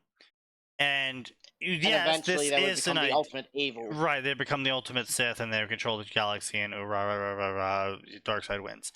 The problem with this is, again, the faction that Bane was a part of was dumb. Yes, but to be fair, Palpatine did become the ultimate evil in a politician, so he did technically succeed. Honestly, the saddest part is that Pelagius was actually the closest to becoming the successor to Bane's will, and then he got murdered by Palpatine. Well, yeah, I would say he was very close to achieving it, but he then broke one of Bane's key rules, which was that you gotta pass it. You gotta pass it on. Yeah. Yeah. Oh, but the other problem is that Sidious was also fucking incompetent. Sidious was a fucking idiot. Like, there was a reason why Pelagius didn't want to pass it on, is because he was looking at his apprentice and was like, man, I taught him so much, and he's still fucking stupid. He's still a fucking... Yes. He's an adrenaline He's very powerful. And he's still a fucking idiot. He's very powerful, but God, is he fucking stupid. Well, no, actually, that's the thing, though. Sidious isn't even that powerful. Yeah. Sidious is not that powerful, but anyway, right? But sorry, getting back to the original point, Bane. Evil. Well, actually, your original point was evil people. Yes. My original point. I thought your original point was somehow Revan returned. What? Yes, the original point was that Revan returned. No, the whole point of mine was that if you look at the original stuff that Bane did, the only people that Bane ever tried to murder was exactly two groups of people. The people that betrayed him and his apprentice. Yes. Even when someone pissed him right the hell off, he didn't backstab them. And if they did a good job, do you know what he did? He paid them well and used them next month. Listen, I fucking hate your guts, but you're good at your job, so here's some more money. Yeah, see no, he wouldn't even do that. He wouldn't work with people he hated. Yeah. Unless they were the best really good choice. But no, that's my point though. Is like Faceless was not ready for my lawful evil character. Never has been. Never will be. He was not ready for my character to be like, I will protect this orphanage, but also anyone in a mood for race riots? I will protect the orphanage. Why are you protecting the orphanage? Do you know how valuable orphans are? Well, Yeah. That's a lot of blood sacrifices. well, it's not even like that sort of evil. It's like literally like my character was lawful because he had a whole code of like you don't involve children, you don't do this, you don't do that.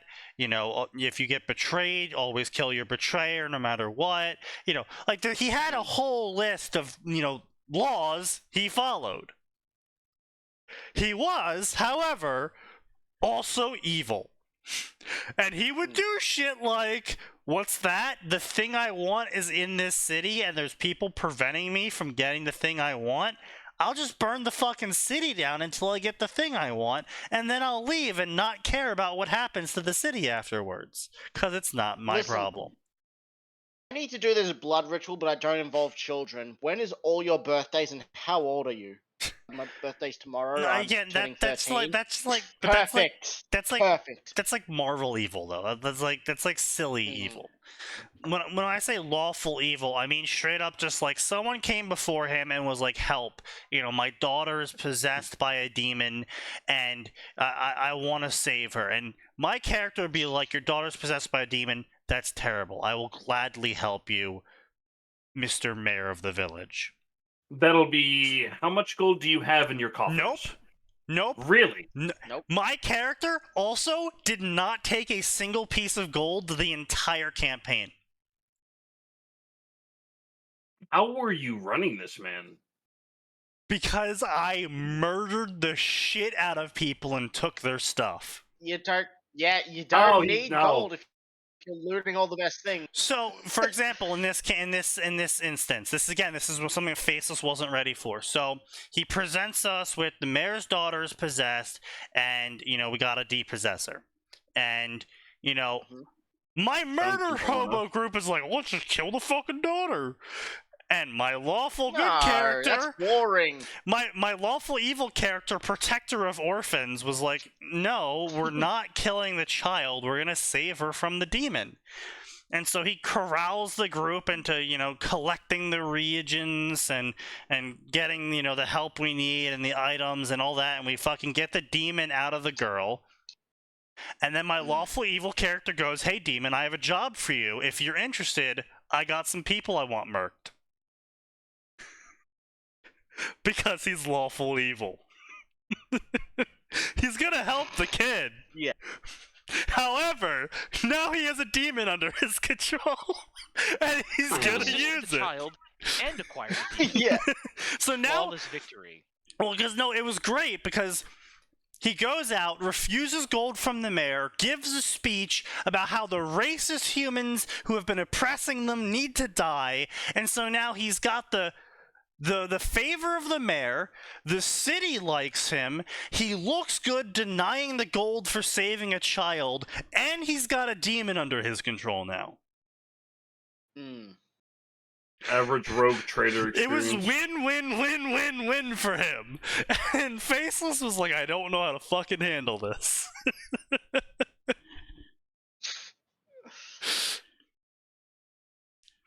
I mean, there's a very easy way to handle a character like that. What's that? Controlled fireball.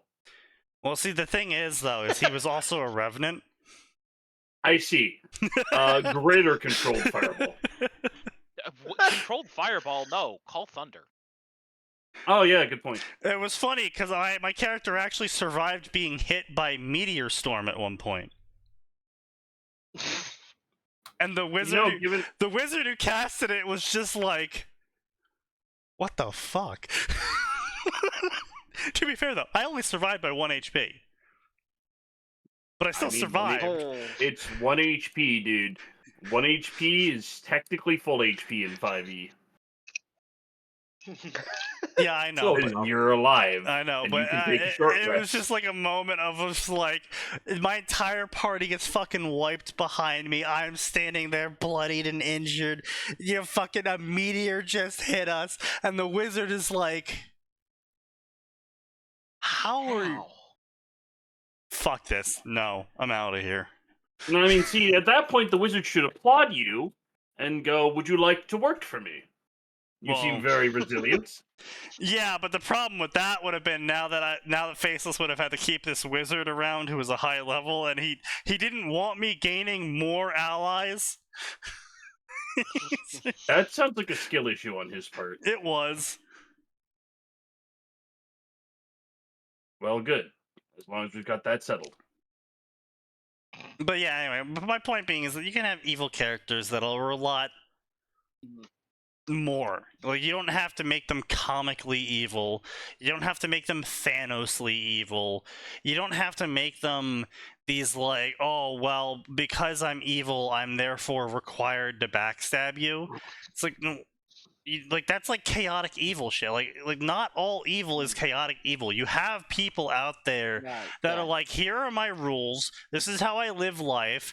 However, if it comes down to a situation where I can benefit and you get suffering for eternity, well, I benefit and I don't really care about you, so suffer for eternity. As it turns You have a out, in the lot of grand nerve, scheme of you. things, you do not matter. Therefore, death. I did. I just, yeah. I just had a And- thought. Suddenly, Revan returned while there's a war going on, just steals what everyone wants and throws them on multiple death worlds and See, laughs. it's funny you say that. That's happened at least Did Revan do twice. that? At least twice. At least. Reminder. When he was done with the why can't I think today? When he was done Mandalorians. fucking around with the Mandalorian armor, with what the Mandalorians were using, he just said, "All right, cool.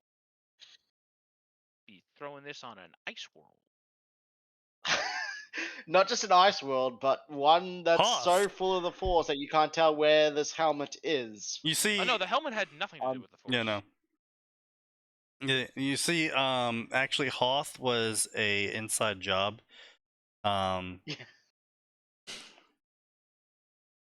went to second. Hoth and decided I can find better Hoth. In D&D game, my paladin one-shot a Revenant before the Revenant before the DM could do the reveal. Smite plus other bonuses. Literally had to nerf my character to do half damage till we leveled up for a bit. To select situations where my paladin would end fight in the first round. That actually happened with another one of my characters, where the DM was getting prepared to have this whole like, aha, I'm gonna give you my speech thing. And my I was straight up just like, talking isn't a free action. I pull out my gun and fire. Critically hit, times 4 damage. He's weak to the damage type, times 2 damage. And he's like, he's dead. He was That's kind of like my supposed first to run give of you a Elden Ring, where I speech. went face straight. You Kind of went- like my first run of Elden Ring, where yeah. I went faith strength, and everyone was saying the Revenants was hard, and I was like, just great to heal them. And they were like, what? The what was Because hard? I was going faith, so the Royal Revenants or whatever in Elden Ring, those weird screeching fucking things that teleport through the ground or whatever. What? Fuck, what were they? You first come across them in Liurnia. And there's like 2 of them in Langdell. The zombies? The like, Revenants. The Royal.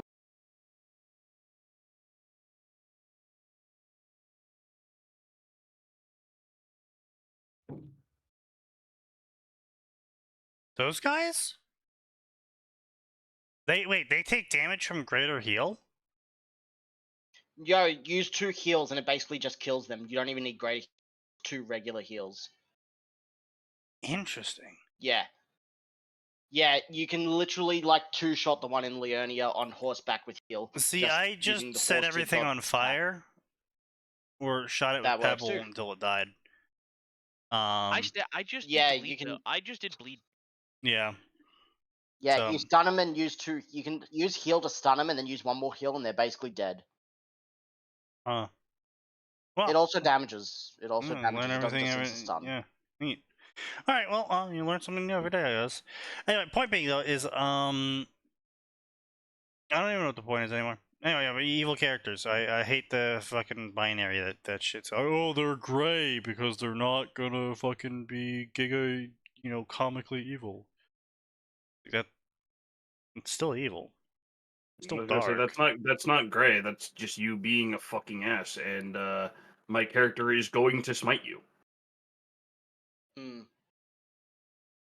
Like, a genuine gray is everyone can fuck off. That's what a genuine gray is. Okay. I don't Like- want to see you. I don't want to look at you. I definitely don't want to hear about your political crusade. Like the light and dark side of the Force are characterized by the Jedi and the Sith, but they are the extremes of that. Like you have the Night Witches who weren't like comically evil originally. And like other dark side groups that were like, yeah, we like sacrifice, like parts of ourselves or like people we capture in battle or something, and we use that to empower Or we turn people's ourselves. souls into soup and drink it. Yeah, like they do obviously completely evil shit, but they're not like, "Wahaha! I've found an orphanage, and I will now blender every baby in the orphanage to make baby soup because I'm evil." Wahaha! It's like That just sounds like a waste of resources to me. exactly. I mean, those children could go to the mines. Children could No, go to- Sneaky. They're not gonna put him in the mines. Children are a perfect opportunity for to put them to work, not in a mine, but in your propaganda machine. Oh, true. That's true. Yes, exactly. Yeah, Harry Potter and the Mystical Rise. How will things be different in Wizarding World if Harry Potter was raised by grandfather? Charles Potter knew something was wrong when his son and daughter-in-law went into hiding at the insistence of Albus Dumbledore, figuring he had a hidden agenda. Charles Potter hatches a plan to ensure Harry... Hang on a minute. Why would That's- you automatically assume Dumbledore has a hidden agenda? He's duh, because Dumbledore evil. Because Dumbledore's German. Dumbledore evil. Also, yeah. Oh, what? Yeah. Oh, look, Albus Dumbledore was the gay butt buddy of Magical Hitler. Yes. These But are all also, factual words. Charles Potter isn't canon Harry's grandfather anymore. Apparently, it's now Leomont Potter. I don't It's care. French. Yeah, I don't care. Yeah. According to J.K. Rowling, they also got the name Potter because they pottering around in their old age. That's retarded. What? Shut the Yes. fuck up. What? Yeah, that is legitimately what J.K. Rowling said, is that everyone assumed Harry Potter's family was named Potter because they used to be claysmiths. I don't know what the fuck. Potter. Potterers? Yeah, like they dealt with place. Yeah, they Whatever. they did a bunch of clay shit, and so they got the name Potters because they were potters. They potted with pots. What is? Like how people got the last name And made Smith ceramics. for being Smiths. And made ceramics. Yeah, they made the ceramics. So that's what everyone assumed, and then J.K. Rowling came out and she's like, no, they're not called Potters because they did potting. They're called Potters because they would wander outside their houses every day and people would call them the Potters because they would potter about. You mean because they had dementia? You may as Yes, well call them the Dementors. the Dementor. Oh, there goes Harry Dementor. God damn it. A potter's field, or a pauper's grave, or a common grave, is a place of burial unknown. Potter's field is a biblical origin, meaning field of blood. Okay, what does that have to do with anything? They dug That has graves. nothing to do with Harry Potter. They dug so many graves that they became known as the Potters because they would bury their enemies in giant mass graves. I don't know. Grave diggers. Oh, okay.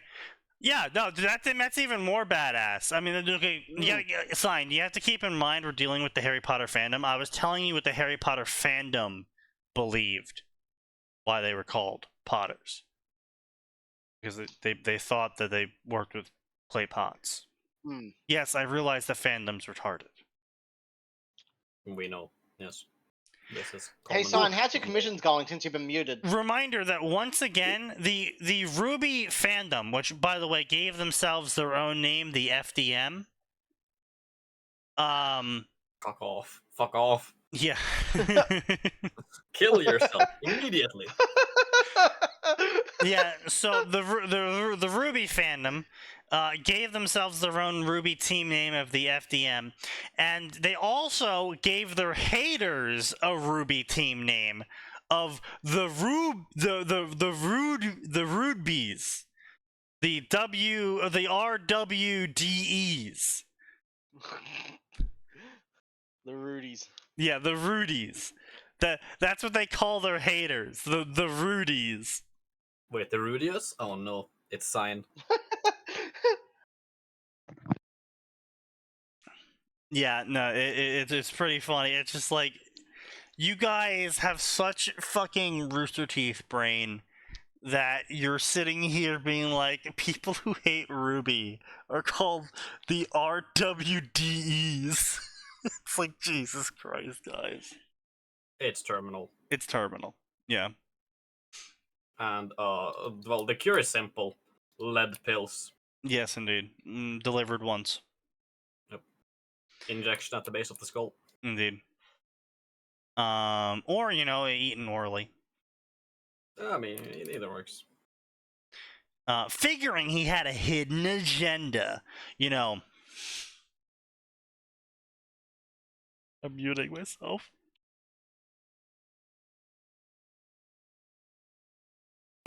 Wait, what is this Crow? No, Dumbledore.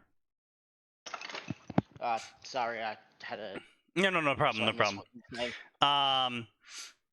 He hatches a plan to ensure Harry knows how to protect himself and sees through the lies and deceptions of those around him.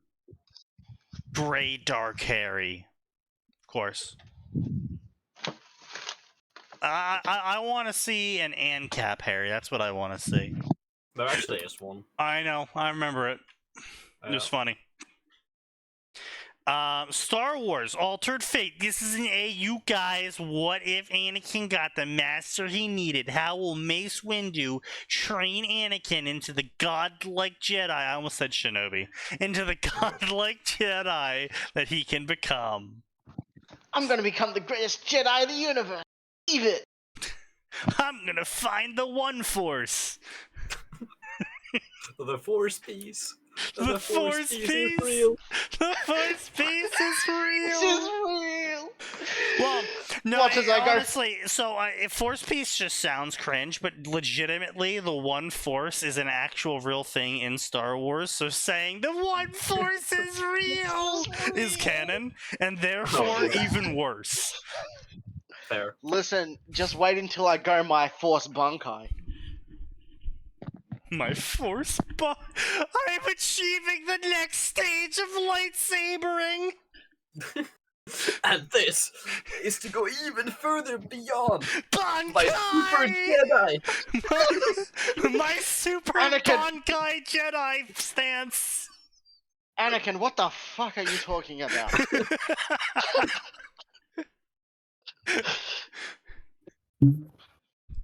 Oh god. Oh, that would be the worst, but also the best. It would be funny in a cringe way. Yes, exactly. Like I said, the worst, but also the best. Indeed. High School DxD, the story that originally got us to this author.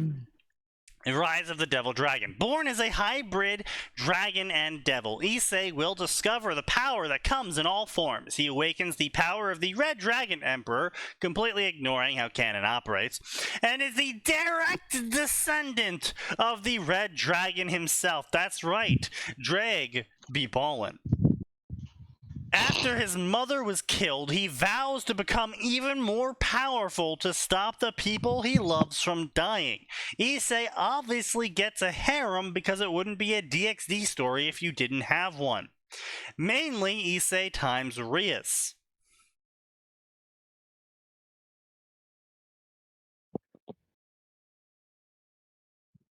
So, canon? Yes. Supposedly, yes.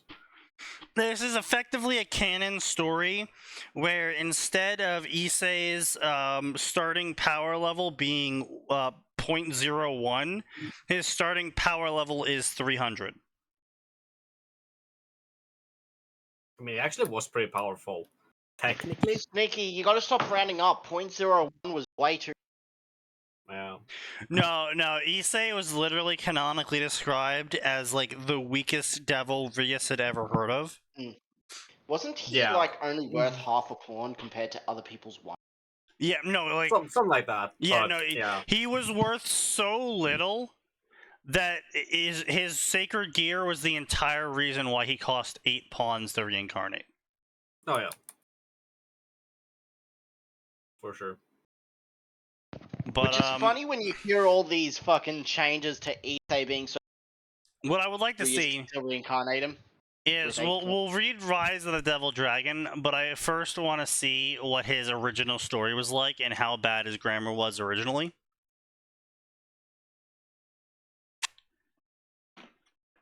And now this chapter is like super fucking long because this is 72 chapters with about 10k words per chapter.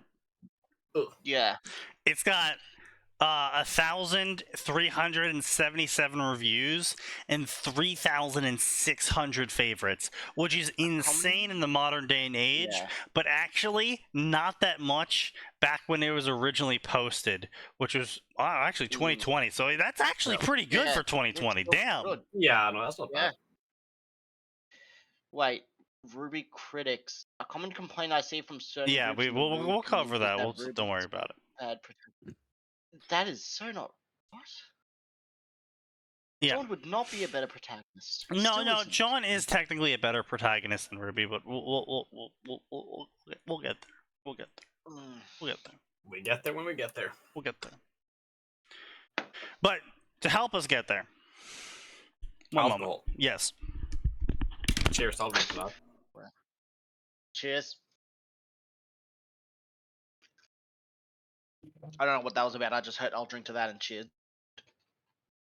Yeah, we need alcohol. That's it.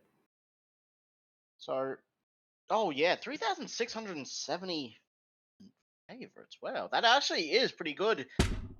Yeah. I Like- mean, like, in terms of word output alone, this guy isn't doing bad. Now, And if those I'm are good guessing words, it that's can't another be- thing. I feel like it's shit ideas, but it's actually probably written well. That's probably why. So, yeah, it's, well, from just The reading spag is probably. from reading the summary alone and Mm. creative interpretation, this seems to be mostly cliche, overused Yeah, yeah. ideas and shit. Yeah, but I'm guessing the with- spag isn't bad because people seem to be still liking it. Yeah, it's probably okay technically, Mm. and there's a lot of it, and that's why it's getting follows. But they should have not used the fucking. They cliche should have. Their father should have used condoms. Yes. Mm. Oh my god! Wait, there's a sequel to it. I mean, is that Protector really and the Four surprising? Guardians with a 285k sequel with 26 chapters. God. And it's still updating October 31st. What? What is? I don't know. The Protector and the Four Guardians is the sequel to Protector of Magic, and it's still ongoing. October 31st was the update date. Well, I mean, Wait, considering the Protector fact that it Magic? took them 2 No. years to get 700,000 words out, it's a pretty good update rate, so I'm not surprised they have an ongoing Yeah, sequel. and Yeah. it's taken them a year and a half or so to get another 285k sequel. Which, I mean, you also have to consider the fact that they're also posting 4 other stories as well, so, I mean, that's Mm. Yeah. they're But quite also- prolific. But Yeah. also, Should he be? their No. faves and Yes. follows for the sequel is nowhere close to Protector of Magic, or and his other stories are nowhere near as popular either. I mean, that's Back- fairly normal though. Yeah. Weirdly enough, yeah. his 5 chapter one is actually very popular. 5 chapter 46k with his Harry Fleur one, Dragon Silver Flower. Well, that's just because people are horny for Fleur. Yeah, Can confirm. maybe it's something about the blonde blue eyes.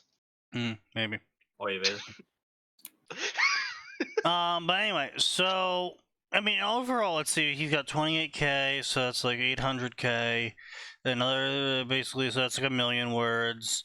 A 1,000,000 word. Yeah. Okay. So basically, the dude over the course of 3 years has written 1,000,000 words. Yes. pretty 3 good. to 3.5, 4. Yeah, that's so. pretty. No. He's first originally posted in 2020, October 13th, 2020. So basically 3 years. Oh yeah, 3 years. 3 years, yeah. I was seeing the July 7th, so that's why. Yeah, you were just retarded. Yeah, I was looking at the last update. I know. Yeah, comes with being Australian. Yeah, I figured as much. So anyway, Reading upside down. yeah. It's difficult, right? When the page is upside down. So this is a very, okay, so let's see. We're looking at walls of text here, which is already a pretty bad sign, all things considered. Really? So he opens up with, Harry Potter was a unique child. That was the consensus among everyone in Privet Drive, Little Winging, Surrey. I mean, yeah, special needs. The boy was said to have been orphaned because of a car crash that killed his parents when he was just a year old. No one knew much about his parents, but Petunia Dursley, the boy's aunt, told everyone the boy's father had been a good-for-nothing drunk and the mother was a whore. She had also warned everyone that the boy was a delinquent. Seeing him in large clothes and looking scruffy all the time reinforced that image. This was a major lie. If anything, when he was intelligent for his age. But the Dursleys always did their best to either discourage, belittle, or torment him. Harry knew that he was different from everyone else he encountered. The time he spent with his relatives was described as the worst, frequently wishing to either be dead, like his parents, or saved. Ever since he began living with his relatives, they would discuss his freakishness. This tended to confuse the boy. The first time he asked them what they were talking about made them angry. That was when he vowed to never bring it up again, as Uncle Vernon broke his arm and didn't feed him anymore. What the fuck? Fairly normal. That's excessive. Why? Completely normal parenting behavior from the Dursleys, of course. Obviously, this author is of the school that extreme abuse is a totally normal thing to do. Wait. I think I found this fic once and I gave it up in the chapter because yes, it is. Oh. Because they Amazing. because of what they brought in, because of something they brought in. It All right. was in the first chapter. Alright, so from what I'm getting so far is their grammar and spelling is actually quite proficient, honestly, all things considered. So I can't really comment on that. How they open the it's story pretty much, is what passable. we said while you were AFK, Sneaky, Yeah. while you were getting alcohol. Yeah, so It's just like, this story has a lot of follows and favorites because, number one, there's a lot of it. Number two, it is probably technically well written. yes. Yeah, And its number spag three, isn't as bad. It hits all the cliches the fandom likes. Yeah, that's true, yeah. Effectively, yeah, you're right, yeah. So it's like a fucking acid flip, essentially. Actually, do you want to know why I dropped this? Mm. Literally, a quarter of the way into the story, it brings in Byakuya the White Tiger as one of Harry's guardians and protectors. Who? Yeah, it's Uh-huh. Byakuya, Gambu, fucking the Phoenix, Koyu. Who? Basically, fucking The what? Chinese myth. Chinese myth, the White okay. Tiger. Alright. And Sorry, I'm too like racist, I the don't care blue about Chinese dragon. Yeah. Mm. All right. Talents, that's it. Yeah, okay, the 4B. Okay, you could have just said the 4 Yeah. beasts. 4B, sorry. Yeah, okay. I mean, that's pretty cringe. It's really cringe. That's okay. That's like 110% cringe. I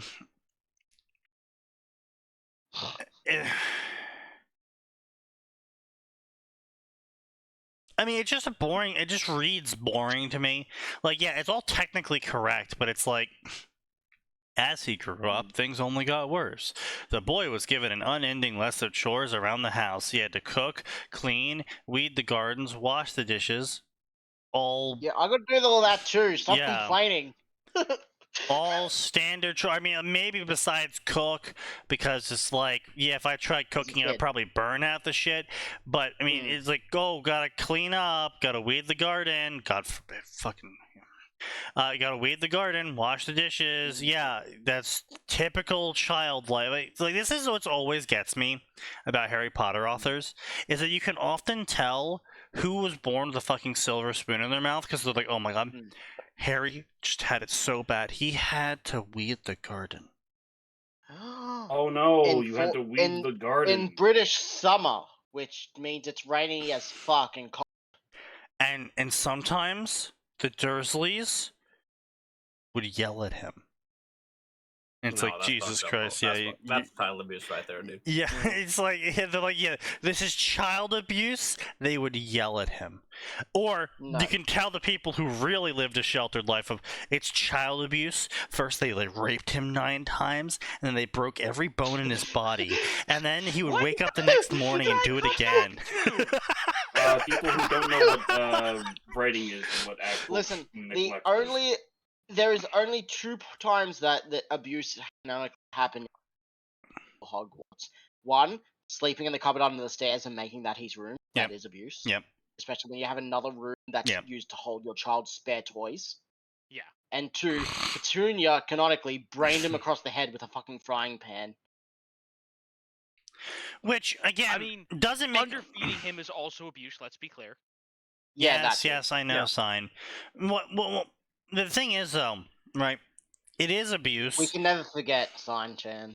Never. It is abuse, but the thing is, with the what gets me about the frying pan is clearly it wasn't actually braining him across the head. Yeah. Because if you were He's probably legitimately dead. hit in the back of the head as a child with a cast iron frying pan by an adult, You did. your dead. skull is fucking mush. hmm But JK doesn't realize that because JK's a hack. So. Right. In the words of Mr. Popo, he did. Yeah, effectively. And the thing is, so when you say, oh, he brained me in the back of the head, so she probably bonked him. Now, don't get me wrong. Getting hit in the back of the head with a fucking cast iron pan is gonna hurt like a motherfucker. hmm But if she genuinely took a swing at you with a cast iron pan, Yeah, like Jin said, she probably pulled back at the last minute when she realized, oh fuck, this is a child. like, did he Still get hit him. did he get a hard bonk with a cast iron pan? 100%. Mm. Did she fucking take that cast iron pan and swing for the fence? No. Oh, and shaving his head bald, just because she didn't like his hair, is probably. Wait, then I'm sorry. it came When back- did that happen? She gave him a really shit haircut, but then it grew that back actually overnight. happened. Yeah, no, I think what it was the hair was extremely unruly and wouldn't be combed. And Combed or so anything. her response to that was to give him a buzz cut. Not a shitty haircut, just like a buzz cut. And he didn't like that, so his hair grew back overnight. Yeah. Thanks to magic. It wasn't bald, it was just a bad haircut. Yeah, like it was basically an untrained person doing a bachelor's haircut.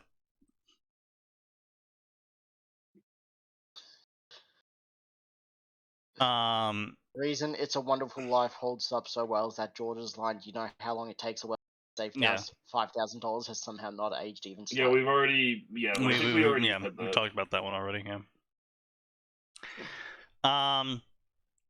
Yeah, so it's just like when then people take that and they're like, "Oh my god!" So they regularly broke Harry's limbs and like took the belt to his throat and like called him freak and dragged knives down his back, and it's like you people don't know what actual child abuse is. B, need mental help. B, need mental help if you think this is what constitutes child abuse. Like, if you think everything before that isn't child abuse, but it's only child abuse now when you're breaking the kid's limbs, I don't want you near a child. Yeah. Yeah. I don't want you near a child, or I'm very sorry for you. Yeah. That. Like, yeah. legitimately, if that's what happened to you, Jesus fucking Christ, dude. I'm sorry. Yeah, Fuck. but that's an extremely small percentage, and unless every single fucking hyper abused child is out there writing Harry Potter fan fiction, it's gonna be mostly the first category. Oh yeah, for sure. God, I love milk spiced rum. Mm. I can imagine you do. I don't have any of milk. I've just got black spiced rum cracking. Mm. I got fucking red wine. Oh, Oh, la-di da! looky Look at the French here! friend. We got some Look at the- French going on here. Oh, It's la-di actually da! Italian. Thank you very much. Actually, None of that French shit in this household. It's either Spanish or Italian. Oh la la! They can't even write that right side, Chad. Ooh la la. Oh, le baguette. Omelette de fromage. Fuck yourself, you American pig dog. Are you eating cheese with that red wine, Frenchie? Alright, fine. I also have vodka. Yeah, that's a real man's drink. There we. Oh There we damn it! go. I could. I missed the opportunity to ask on if they make that drink for men. Damn. what, Bro, what the fuck? What? What did I ever do to you? bruh? Drink red wine. Bro, it's Italian. What do you want from Oh. me? And the Italian are just femboy Romans, okay? What? Huh? What is bro on about? Who let bro in the kitchen? I hate it here. By Sigmar. I hate it here. By I hate Sigmar, it what here. the fuck is this? I hate it here. What are you talking I hate about? it here.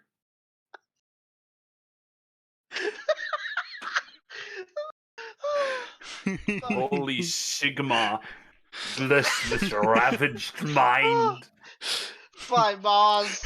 Dropping flash bombs, yeah, it's like the French are like the French, and honestly, I think they just kind of crawled their way out of the ground one day or something. No. The Germans, I don't really need to say more than that.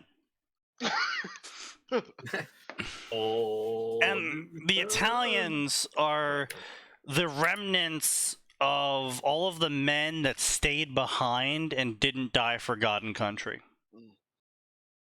I thought the Italians were the Greek slaves that just stayed there. No, it's the other way around.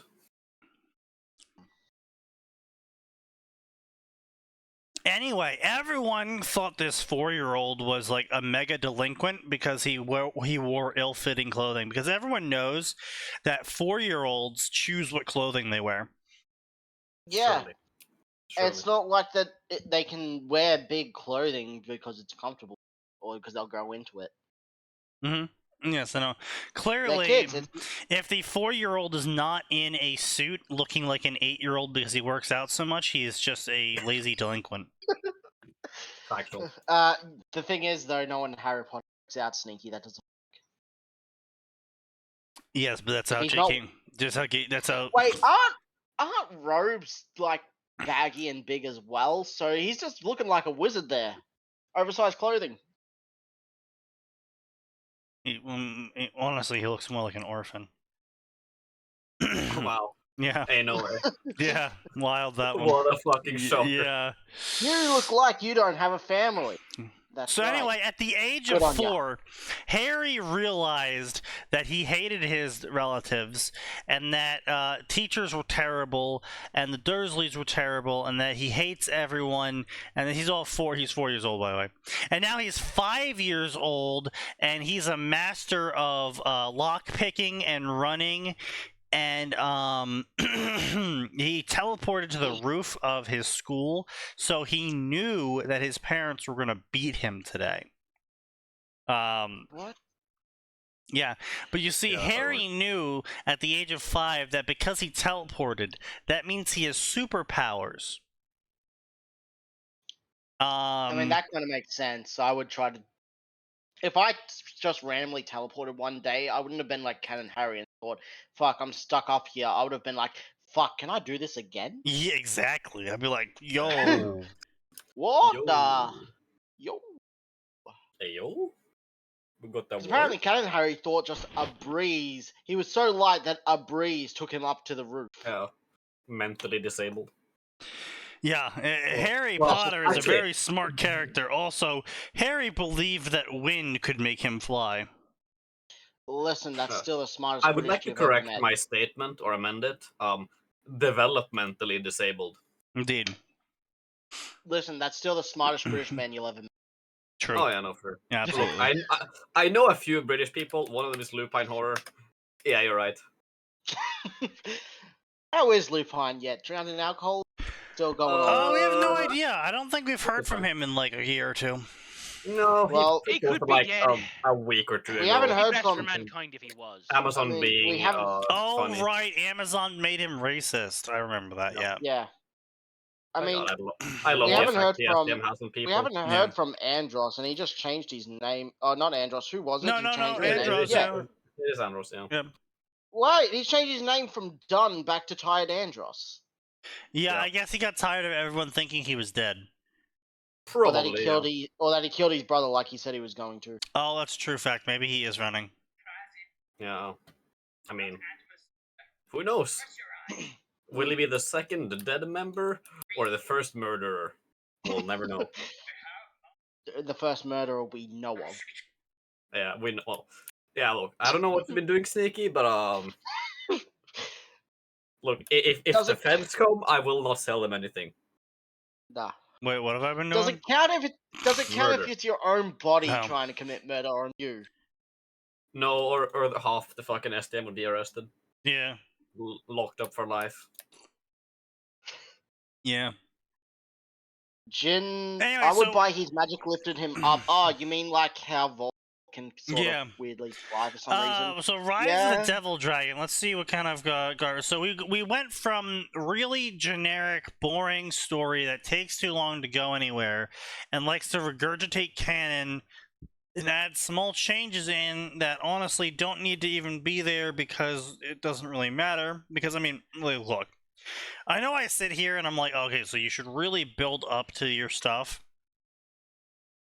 I stand But by if the that. building up you're doing is just canon, then point. Well, it's not even that. And I have covered that before where I said don't bother building up canon if it's just going to be canon. Mm. But Only build up the if relevant you're parts where you building change up things. the parts that are relevant to your story, yes, I stand by that. But at the same time, if the build up to your story, if the cap on your pyramid is going to be retarded, if the cap on your pyramid is gonna be some sort of garbage shit like dark gray Harry harem, godlike Harry, Dumbledore Weasley bashing, Fleur times Harry is secretly a dragon vampire god, then don't build up to it. I don't care. Mm. Just give me the gold capstone, because that's the only reason why I'm here at this point. I am here to grave rob. We know why you're here. We just don't need a fucking dissertation on that. Look, you Redditor. Hey now, that's offensive. Offensive to Redditors. There are limits to cruelty, Sneaky. Calling someone a Redditor? Yeah. Well, then That's stop just fucked talking up. about grave robbing and cradle robbing. Well, No. I mean, with how Hey, many those are there two are very that different things, my guy. Well, Those are I mean, two to be very fair- different things. To be fair, with how many fics there are out there that pair Harry with Gabrielle Delacour, the literal child. Okay, there's probably but a fair few red whoa. votes. Okay, so this gets blown out of proportion. Okay, so Gabrielle is 12. That's still a child. Harry, during the time he saves her, is 16. No, it's not. He's 14. 14, my bad. Even Yeah. closer. It's a 2-year age gap. It ain't that bad. Now, Then why do they keep writing her as 8? don't get Because me wrong. authors are retarded. Because the authors are Redditors and they wish she was 8. Oh. Now, don't get me wrong. It is still weird. Oh yeah, they wrote her she was 8 because of the movie.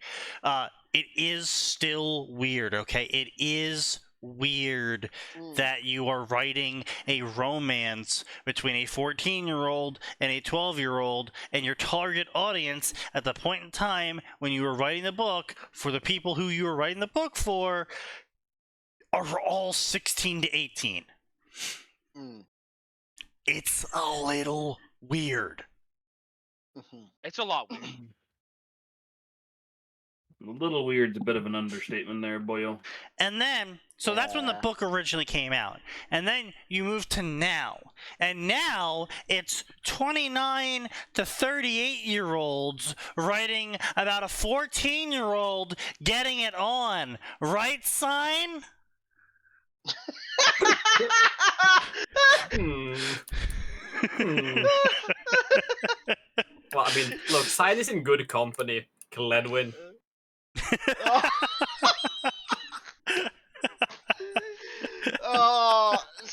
Sign, what life nowadays? The fact that Discord censored you makes it all the better. Yeah.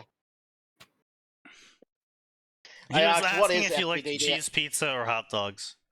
No, I was asking what is FTDS doing in his personal life nowadays, since you're such good. Since you're such good friends with studying the body of Lolly. Co-workers. Co-workers. Calling us.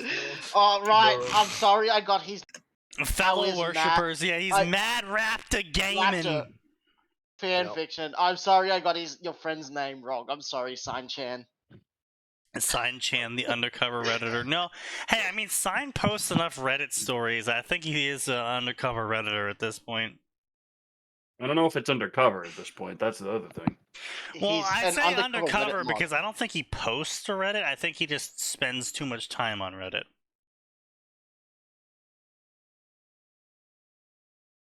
There is a difference. Fair enough, I suppose. Anyway, These so are, chapter 1 Vital accusations. of his newest peak story is beep, beep, beep, beep, beep, beep. Hold on, it's communicating. What is it saying? I didn't know Bibu was Slamming his Kill hand. me! Defeat you? Kill me! Kill me! Slamming his hand on the alarm clock to make it shut up. That is not a sentence, it's also not a narrative. The young 17-year-old. Fuck you. I attack your age points directly. The young 17-year-old looked up to see it was 5 a.m. Damn, I don't know how to use an ellipses. I hate getting up. This is real dialogue said by real people. I mean, Climbing. usually when you wake up too early, it's usually just a Content bunch warning. of expletives. I start every day with a bunch of hard R's. I'm sure you Of do. course you do. He stretched his body and walked towards his closet, where he pulled out red workout shirt and black jogging pants. This was Issei's usual routine to get up early and do morning run of 22,000 kilometers. Excuse you? Huh? Sorry, just 22 kilometers. 22 kilometers, yeah. That's I mean, yes. Well, fairly long. I say 22,000 kilometers because he didn't include the M. He just put the K. Yeah. Yeah. No, I'm pretty sure that's uh, normal gym rat terminology. Yeah, but K means 1,000. Yes, but not in that context necessarily. Because it's 22,000 meters. Right? So yeah, You it's, know- it is 32k. Yeah, that's true. It's true. No, you're not wrong. You're not wrong. Would devils be using metric? Probably. Yeah. It is What? the No, devil's, no. Wouldn't they be using like fucking cubits and shit? Like, wouldn't they be using some really archaic forms of measurement? Why? Not necessarily. I mean, bro, they have fucking mobile phones and shit. Do you think they haven't learned anything from the humans? always No, have you're logos not so I'm wrong, but retarded. you're not wrong. However, you have to keep in mind that majority of these inventions were brought in by the reincarnated devils. Yeah, but like, And so the what? modernization was again brought in by a majority of the reincarnated devils because the reincarnated devils made up something like fucking canonically like 60% of the population. So The fact also you have to keep in mind, Riser's parents didn't have phones. They're describing the clothes or like they're Brazilian. Yes, they are describing the clothes like they're Brazilian. Yes. Kill them immediately. The Riser's parents didn't have phones. Okay, so it's not Devil Society is modernized. Old, though? Yes, that's my point. Is a majority of the upper echelons of Devil Society is still archaic as fuck because they lived before metric was even invented. So my question is, since they're the ones setting the rules for everything, would they be using metric? Probably, yes.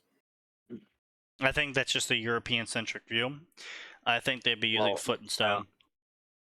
Well, yeah. How about you? Which actually, I will say, and sit down on a stone. As much as you want to make fun of the British for stone being a unit of measurement, that is actually a very natural unit of measurement. This stone weighs this much. I am going to use this stone to weigh things against it and say this weighs this many stones. You will pay for by the stone. That makes sense. However, it's not a standardized or standardizable measurement. Not really. I mean, all you gotta do is find a stone that size.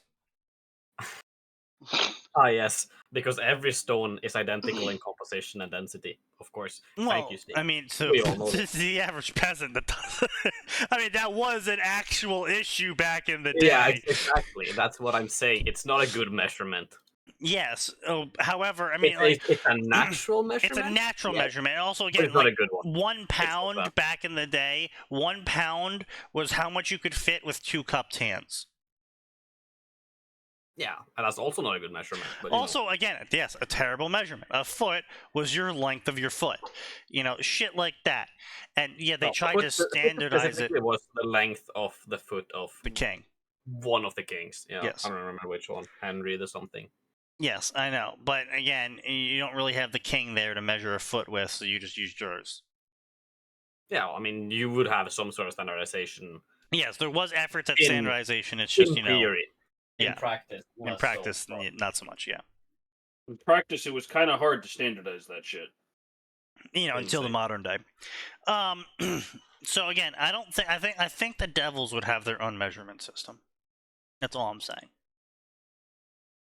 But you would still have a... Well, I mean, if like a majority of the Devils are reincarnated devils or humans, right? Yeah, sure. Yeah. A majority of those reincarnated humans would be familiar with and use metric. Would be American, obviously. Yeah, surely. Yeah, no, actually, listen, they want to recruit people that are actually good at combat, so they'll be recruiting Americans. Well, I will counter that by saying that Americans would be by far the most likely to just shoot whatever devils show up to reincarnate them. Well, you're not wrong. They would also be the most likely to take a devil's deal. Yeah, but they would also be the most likely to rebel. Not. Yeah. Yeah, exactly. Yeah. Right, they could become stray devils and then get fucking murdered because, can't have those. Despite making up only 20% of the devil reincarnation population, they make up 80% of the stray devil population. Look, dude, imagine how fucking AIDS Detroit would be, or Chicago. With devils. Yeah, and magic. Just magic in general. Yeah, it would be a nuclear wasteland as opposed to the wasteland which it is today. You know, I feel like you would get like a mix of like Dresden and Supernatural in America in the DxD verse. Potentially. Yeah. Yeah, so Sign and I were going in the exact same direction. Like Dresden's there, but the DxD verse is like worse in terms of the characters and the threats and the people that exist. I know Dresden's got some shit going on, but like DxD's got a little bit. DxD is the Dragon Ball of Dresden, okay? Words that should not be said. And Supernatural was literally the Chicago of Dresden without Dresden. Yes, it was. Again, my point being is that it would be a mix of Supernatural, Kill 'Em All, 9,000 Demons Dead, sort of shit going on. But it would Every also DVD be support. like Dresden style of all these like basically gangsta wizards. Shadow Money Gangbangers Gang. doing gangbangers doing drive-by Shadow Wizard spells. Devil Gang. We love shooting guns. Yeah, it's Shadow Devil Gang. We love shooting guns. I activate no the problem greatest here. spell in my arsenal. Gun. I activate the greatest spell in greater my firearm. arsenal. Summon RPG. Summon artillery. I cast greater airstrike directly towards your grid coordinates. Why do I hear Balkan music? Because There are additional artillery shells aimed at all of Croatia. it's the Bosnian will not kill us. Night.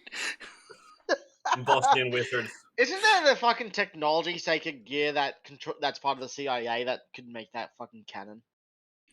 Bosnian really? Night. Yeah, no, there's a technology sacred gear that can like control and manipulate technology in America. It's part of the CIA now. Ah, If I remember excellent. correctly, DXD cannon. Wait, what? Is that real? I cast greater Bosnia. It's the Bosnian Night. New challenger approaches. Bosnian Nights. Your service no match for my Bosnian. I switch my Bosnian Knight into attack mode. Oh no. No. I know what you're gonna make, and do not. I cast greater genocide. Oh god. Anyway, point being is that while physically impossible by human standards, that's right, the average human is physically incapable of running 22 kilometers. Yeah, it Yeah. makes sense to me. So 22 kilometers. Man, Arthur, you're gonna feel real stupid after I type this. 22 km to miles. It's like, what, 15? It's 13 miles. 13 yeah. miles is going to take you, on average, about, so about 70, 91 minutes. But don't forget, he's a supernatural half devil. Yeah, Run at he's the a speed of light. supernatural half-devil, half-dragon, and he can do the impossible of running 13 miles for his morning run. Which is not bad, but My grandmother runs 10 miles for her morning run.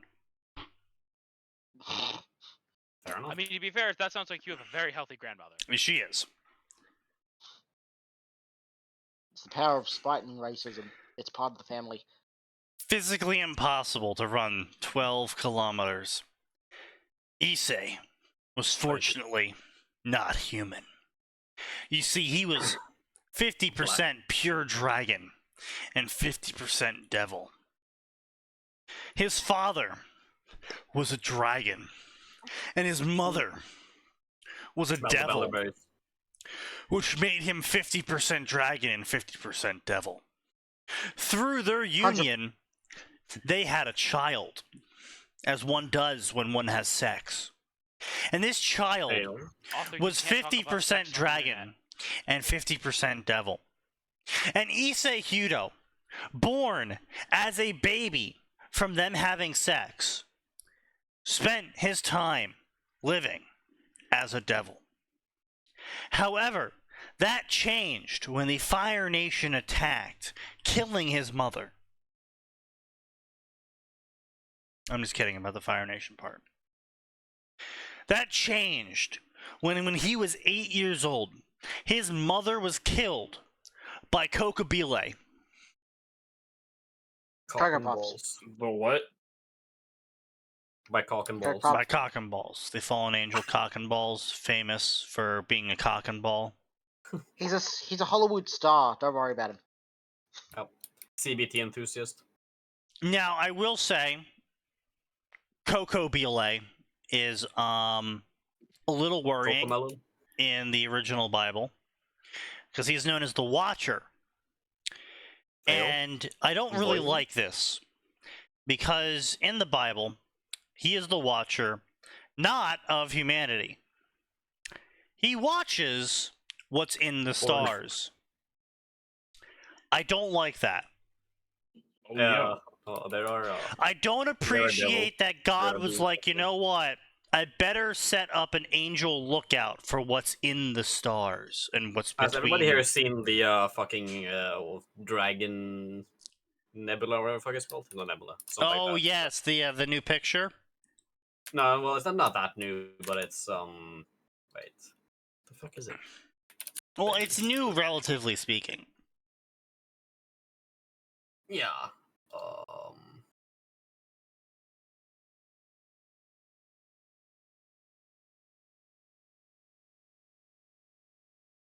I know Fiend sent it to me like a while ago. Yeah. I'll find it in a second. Yeah, so I'm not a huge fan that God Almighty, you know, creator of the universe, was still like, you know what? We need someone to watch the stars just in case. We gotta have an immortal angel who is, you know, really powerful. He's gonna be watching what's between the stars, just in case. Should we be worried? Don't worry, Kakabiel's gonna do his job. Yeah, Kakabiel fell. don't worry, Kakabiel's gonna do his job. He fell. He's still doing his job. Interesting. I'm worried more now. Yeah. Wait. So he specifically fought God and fell, yes. And he's still doing the job that God gave him. Yes. Why? You don't want to know. I'm not okay with this. I'm not okay with this being There it biblical is. canon. Sneaky. Even if he yes, doesn't that like one. God, Yeah. he still knows his job is important. Oh, Yeah, no. I really don't like that biblical canon. I don't appreciate it. That thing is out there. I mean, there's also that new one that you posted a little, like a couple days back. Oh yeah, the new fucking planet Yeah, system. but post that. Yeah, sure. Hang on. Oh, let me. Oh yeah, this one does look pretty ominous. Yeah, ominous as fuck.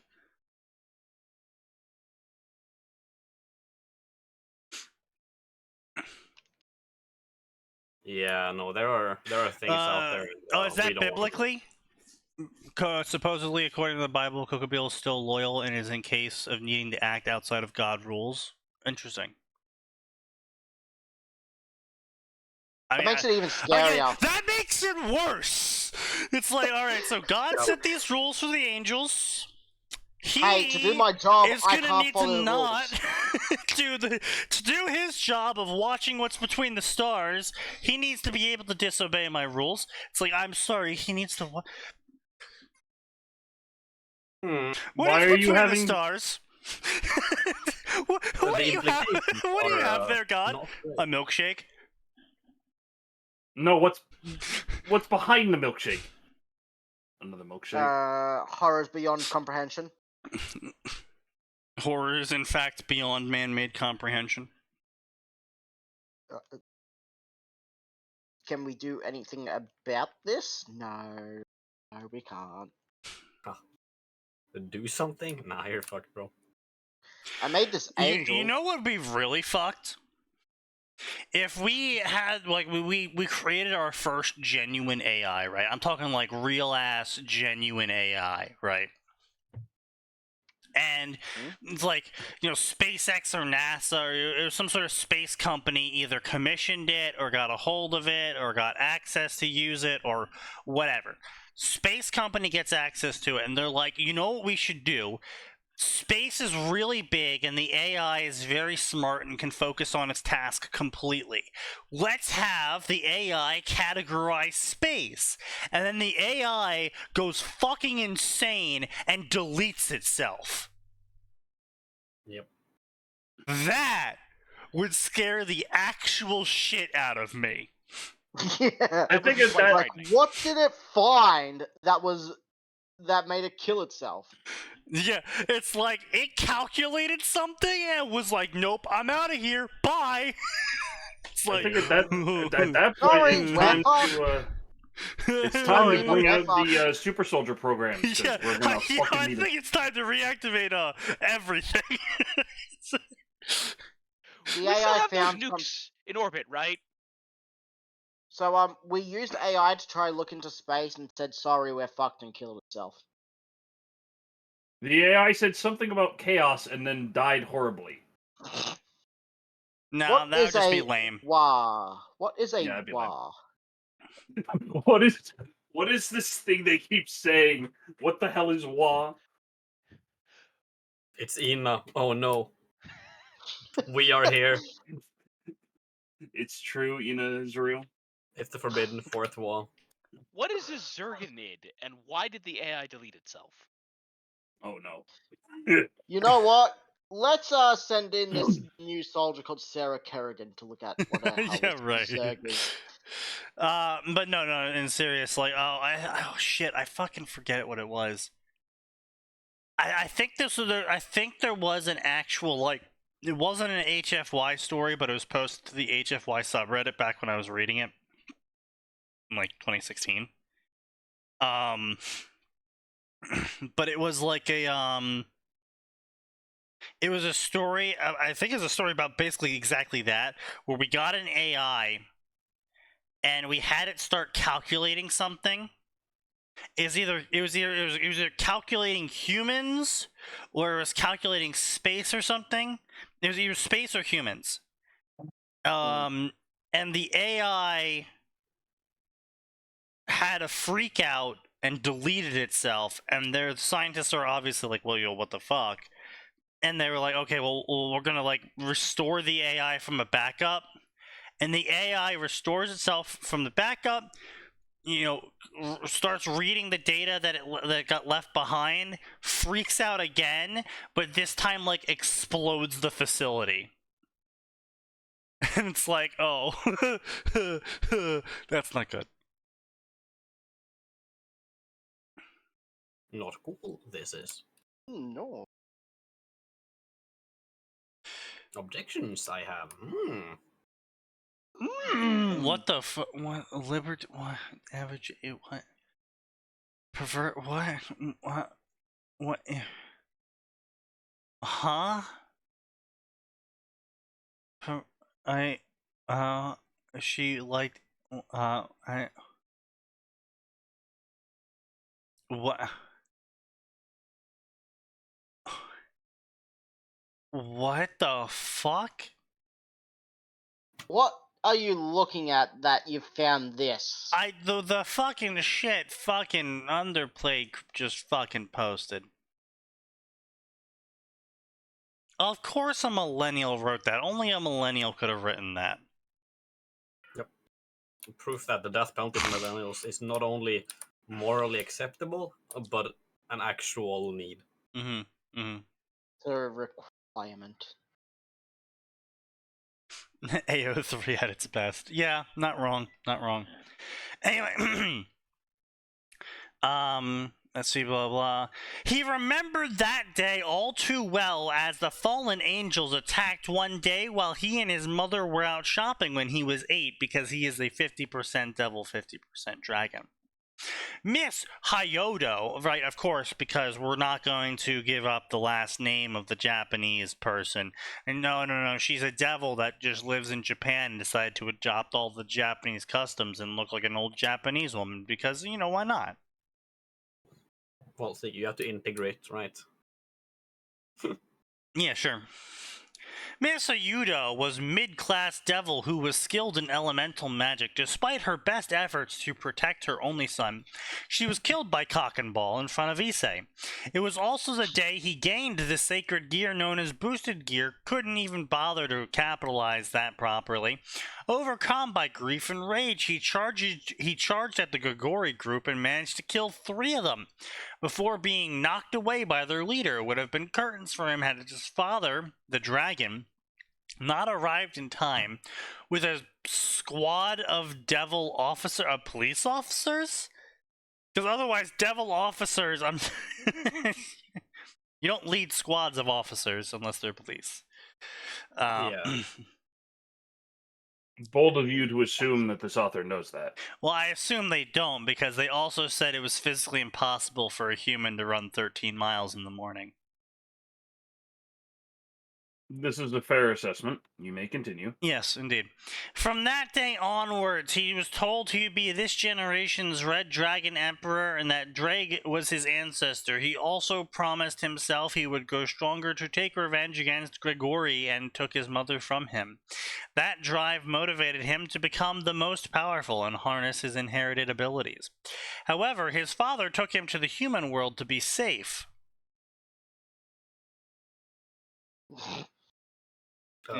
Instead of like a dragon nest or the demon's homeland or like literally anywhere the fallen wouldn't be. No, because of course he has to go to Kuo somehow. Yeah, of course. Look, the sneaky My the bad. corner Yeah, it. right. Yeah, my bad. So he goes to the human world. And he also only went to the underworld to train at Dragon Mountain to train his dragon form, because you see, as a half dragon, half devil, he could transform into both a devil and a dragon. That's how hybrid species work. Surely. And slipping his clothes. Also, by the way, dragon magic is like more bullshit devil magic, because dragon magic is quite literally "fuck you, I say so." Sort of like Skyrim dragon magic, but like less shouting and more just, I am going to now throw a fusion reactor's worth of power at whatever I want to happen, and it's going to happen because I threw a fusion reactor's worth of power at it. It doesn't have a choice. And I've got this attack that's a concept of penetrate, so yeah, fuck your defense anything you block with or armor or anything. Yeah, I also have an attack with the concept of double, so I can just arbitrarily double whatever I feel like. Yeah. Oh, and don't forget this big fuck off cannon called Smasher or whatever. I don't know how I got it, but I got it. Don't worry about it. I am out of alcohol. This is truly a terrible day. Oh no. What? Slipping his clothes on. Quick. Wait, what? What do you mean slipping his clothes on? Was he just staring at himself in the mirror naked for like an entire monologue? Yes. That's Yeah. What, you don't do that?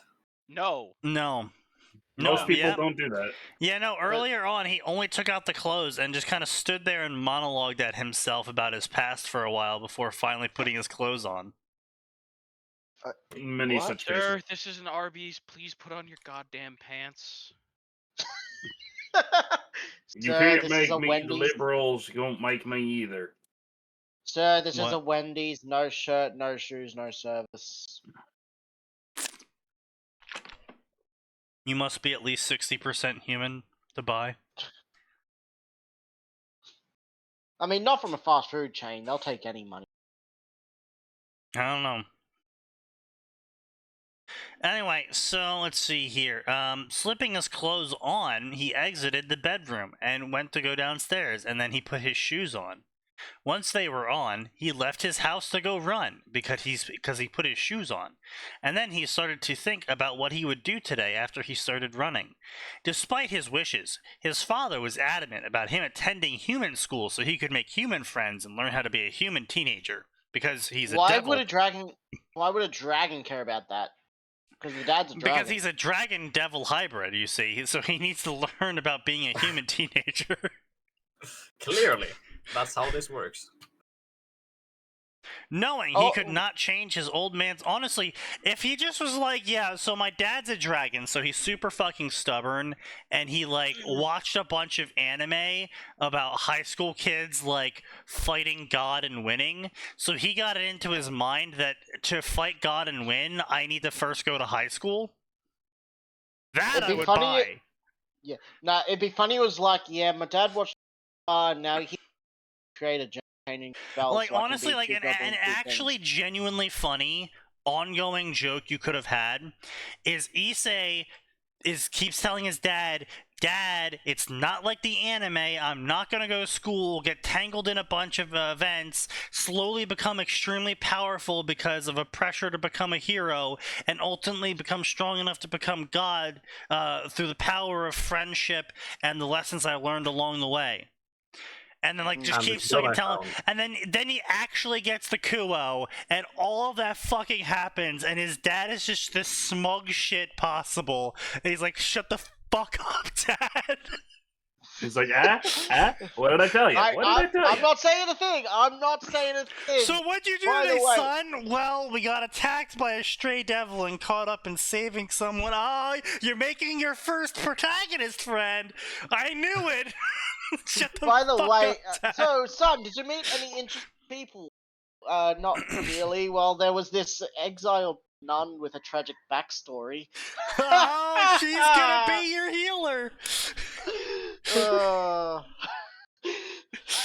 Just keeps going like, it's not my healer, it's not my girlfriend, shut up. And then just like 2 months day later, later, it's like pretend it's yes, been. we just saved her. She's been healing us now when we go into fights. By the way, Told ya. by the way, what abilities does she have? She has the Sacred Gear, Twilight Healing. Told you. Oh, really? And then You mean eventually, you get to the end. You get to like the end of the arc of the student of the son rejecting it, and then the next arc is the son starts using the anime to predict it. Of like, he's just like, all right, so okay, Kiba, let me guess, you have some tragic backstory that's going to require you to get over some sort of childhood trauma before you can get a power-up.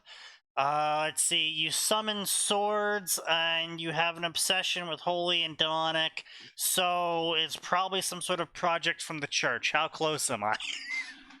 Also, you've got survivor's guilt like a crazy motherfucker. So, just like, like a whole- you're an orphan and all your friends die.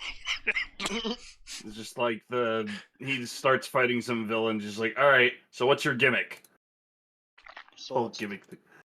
It's like, I don't all right, have a so- gimmick. I have trained for 300 years to wreak havoc upon. Let me guess. Fire. How did you know? Look, there's a few gimmicks. You have to understand. There's It's only like, that it's, like, many it's the gimmicks you fucking have. TFS joke. I'm not gonna repeat it ad nauseum, so. Well, exaggerated where you're getting all this. No, it'd be more like, no, because the whole premise is that the dad watched anime and that's why he thinks his son needs to go to high school because of all the high schoolers in shonen anime. So it'd be more like he starts like quoting like Madoka and shit, or like Fate. You need to say that your hand burns with an awesome power.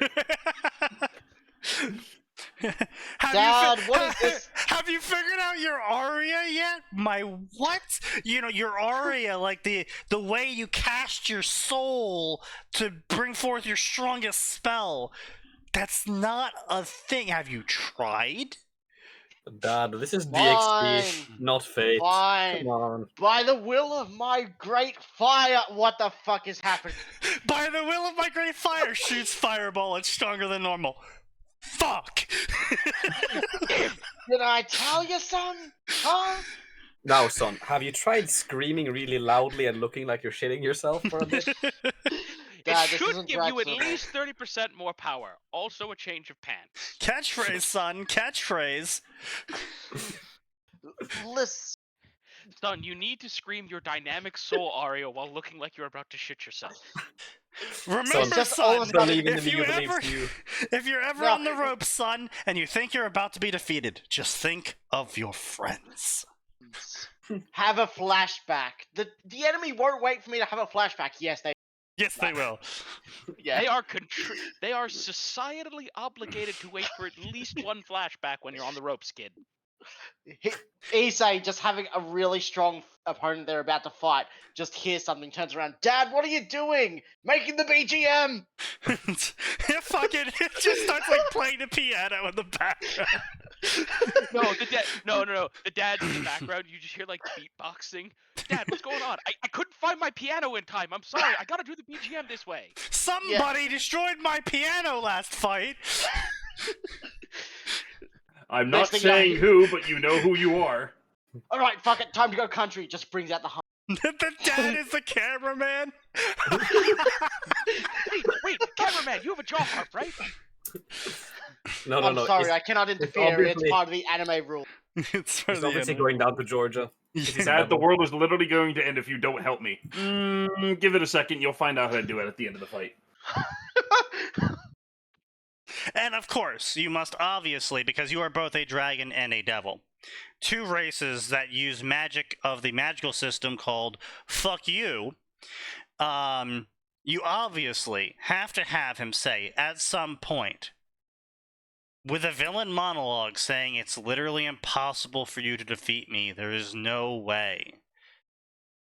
And you have to have the main character respond, remembering in a flashback the words his dad spoke. If it's not 0%, it might as well be 100. Next thing you man, know, it's that's just how- his dad right behind him whispering into his ear. If it's not 0%, Dad, what are you doing? Hey, listen, Sneaky, I proved that was true. Because you want to know how I got the achievement for having one soldier solo clear a down mothership? Oh? It was a 1% to kill a Muton Berserker that was absolutely going to take my assault trooper to Pound Town. It was 1% with the alloy shotgun. Nice. Ain't no cavalry coming. Describe your flashback, Issei. I'll add it in the edit. Remember to say like, comment, subscribe, and hit the notification bell. We gotta get the DevilTube algorithm going. Oh, Also, I did Oh, realize Issei, something. no, wait, No. Issei, can you go back and say something? Afraid that's trademarked by Satan well, you Red. know We what, can't- even we better, can't use it. later on it turns out that his mother never actually died. She was also just a mega anime nerd, and she agreed with the dad that no good anime protagonist has a living mom. It's, Oh, no. Issei, I'm sorry, but you should have known when I started. No. And she says, now, obviously, I'm not going to kill myself. That would be ridiculous. But if he thinks I'm dead, it should be the same. Exactly. He tries to do the heart stop trick against whatever. he's Today's fighting. episode is sponsored by Raid Shadow Legends. Hey, Issei, where did you learn that trick? From an anime. Eh? Yeah. Hey, Issei, where did you learn that trick? From today's sponsor, Skillshare. From today's Listen, when I'm making my script for my son's anime life, I use Grammarly. Now, you see, today, even though I'm casting this video live from the battlefield, the enemy can't find my location because I used NordVPN. God damn it, Dad! Stop doing ad breaks in the middle of the fight! Son, I have to pay for... How do you think I'm affording your tuition? What tuition? We're devils. We're rich. Do you hate posters? Do you like having fancy wall art with screenshots from this episode? Well, today's sponsor, Displate. No. You absolutely have to make the Tired of your wallet being destroyed in the middle of your shonen fights? Well, today I offer you, what the fuck's that wallet called? Ridge Wallet? Iron Man? Yeah, Raid Wall. Ridge Wallet! But Man, guys, this fight is going clean. Like how my son's chin is clean as hell thanks to Manscaped. Also, if it's a display ad, it definitely has to be him. It definitely has to be talking about hot, attractive ladies, and he's just doing close-ups of the rest of Rias's peerage. Remember, order today and you can secure your Rias Peerage Figma. No. do you think order this today, and background you music can sounds secure your good? Bikini Rias Figma. Well, what? with today's sponsor, Raycon, the music can sound even better. I'm sorry to say, but Satan Red has already sold out the entirety of Rias Bikini Figmas. Surzix, your old 10,000 packages will be in your mail soon. Dad, why is there a crowd of He people also outside? bought out all 1,000 of the Rias 90 ones, which that's. Oh, what was that's the just other very one? generous. What was the therapy one? Fucking BetterHelp. BetterHelp. Yeah. BetterHelp, yeah. No, wait, Or do you Now, have my childhood son has trauma suffered but don't traumatic want to be a injuries in shonen this. protagonist? Weird, but with BetterHelp, you can. Or Sneaky. Now, Do you like obviously, intense having combat? someone put a fist through your stomach is deeply traumatic, but with BetterHelp, you can get back out there. Do you like intense combat? Do you like modern warfare? Well, with today's sponsor, War Thunder. Do you want to use magic to leak military secret documents? Well, today I can help you with that with War Thunder. No, No. they need to have their own version. Definitely. With BetterHelp, my Join- friend Kiba is Join no longer today, mentally and you scarred. can get 50% progress towards the power of destruction unlock. Oh yeah. No, it'd be fucking more like you know, like, are you missing action in between every live stream? Well, get ready for the next game or gotcha game. You know, fucking what would you call it? DXD, where you can roll all your first 20 rolls for free, and it even comes with your Rias Power of Destruction upgrade if you use our code. Suck these dick. Oh, and my son Issei just took a disastrous hit. Just like these disastrous statistics of over 80% of you are not subscribed to our DevilTube channel. But guys, Only 20% of you have hit the like button, which is about Issei's chance of winning this fight. do you like saving money while you're looking at merchandise for this episode? Well, with today's sponsor, Honey. Oh, my Fennekin no longer has daddy issues. What about the sadomasochism? We're working on No, it. that's Don't worry not. about That can't be cured. it. We're working on it. We're trying. Better help my friend to Ken. However, have you tried our new G Fuel flavor? Have you tried our new Breast G milk. Fuel flavor? Reese's Breast milk, Candies. yeah. What? The- How did we the- make that into a flavor? The sad We thing were is sold out. that happens. There's Oh, a the fucking... same way as I we know made. that. Yeah. Sneaky. That's Jay's last Yeah, game. Rias's bathwater. Yeah, there we go. Rias's bathwater. Yeah. Try I try didn't wanna make alongside it- other no, flavors. No, such as- obviously, he can just go. Now we don't have any sponsors today, but for a limited time only, for $49.99, you can purchase 1 ounce of Rias's used bathwater. You don't ask questions. You don't ask questions about the price. And you won't neither ask will questions we. About what you're doing. Listen, like Do I said, you I have a fan? Are you a fan? Do you wish you could dedicate more time and energy towards one of our lovely ladies here? Well, with Squarespace, you can make your own website. Oh, no. Sneaky. Listen, I've Dad, said why are we trending? Oh god. The one This great week's thing. sponsor, Viagra. Oh, no. Oh, the, no. the one great thing Fan that of the come out Pharmacy of, Online. Cyberpunk 2077 was definitely the streamer that was selling bathwater for I don't know how many eddies, and they said, "You don't ask questions about the price. We won't ask questions about why you're buying." Yeah, I this." remember that. Yeah. Yeah, other top flavors such as Koneko's cookies and Gasper tears. Vile. alongside Sword by Kiba. And today we have Oh, a that's tasty a new deodorant episode. brand. Speaking Deodorant of brand. tasty, have you tried Sword today's by sponsor, Kiba. Blue Apron? Yeah. Do you wish you could have Rias's cooking? Don't we all? But with today's sponsor, Blue Apron, you could cook like Rias. Or at least get sort of Sneaky. The other option there is. Are you tired of not having time to make a home-cooked meal in between your protagonist battles? Well, Blue Apron can help you with weekly meal prep. Oh god, what other fucking ads do these fucking guys run these days? HelloFresh. Oh, HelloFresh, yeah. Yeah. Blue Apron or Hello. Yeah. Oh, there's One of the also two, Butcher because Box. people- Oh, there's also Butcher Oh Box, no, yeah. sneaky. Yeah. They definitely have to do an advertisement for their Patreon, Uh-huh. and Yeah. at some point If you want when they're exclusive really low on access money, to the next Uh, episode, join our Patreon or become a YouTube member today. Don't forget to subscribe to my son's girlfriend's Only Devils. Now, today is not going to be sponsored, as it is an impromptu fight. But I can tell you that if you join our Patreon this month, we are running the Rias catalog. you'll also get exclusive access to the Discord. Premium members can ask Rias one question a month.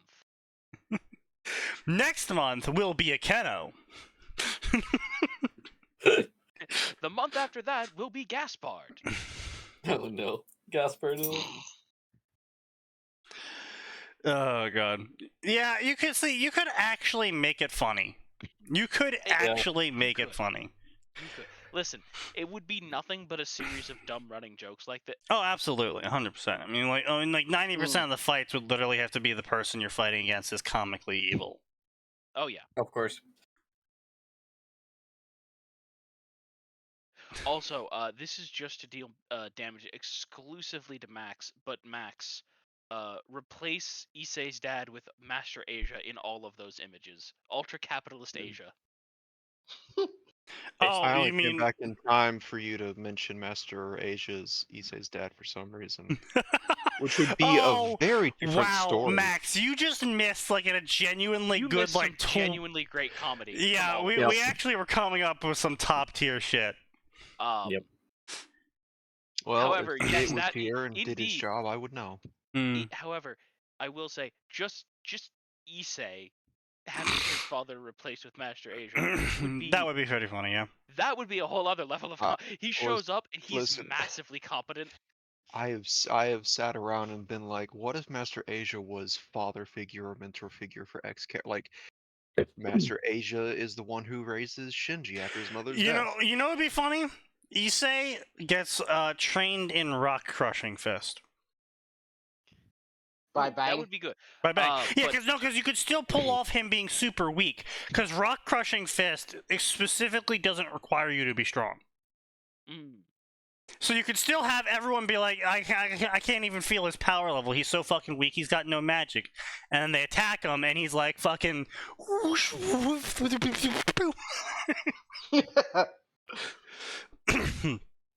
How to tell if you're a shonen anime protagonist? What the fuck? No way someone made this joke. Oh, okay. Ah, yes, the pink spiky hair. Yes, of course. Yes. Also, the one thing you said, Sneaky, I realized, But- oh yeah, if Domon went to the Fate universe, he already has his aria all figured out. Issei tries to Oh, escape the yeah. shonen protagonist's things, but he's no seat in the back. I think Domon is a Without even realizing. different problem for FGO, because I'm pretty sure he'd go toe to toe with even like A-rank servants. No, Because he's a Max, super that's- robot protagonist. That's the entire point. The comedy value of. Okay, wait a minute. Okay, what class does Oh, Domon? no, go you know into? what? No, you want comedy value? He accidentally summons Angramani, and Angramani's like, great, so we've got the strongest master and the weakest servant. Great combo. This isn't gonna fuck things up. This isn't going to be a problem at all. There is a lot of comedy value in that, but I was thinking, like, okay, Domon gets summoned. This is Domon without the Gundam, so Oh. it's not going to be Ryder.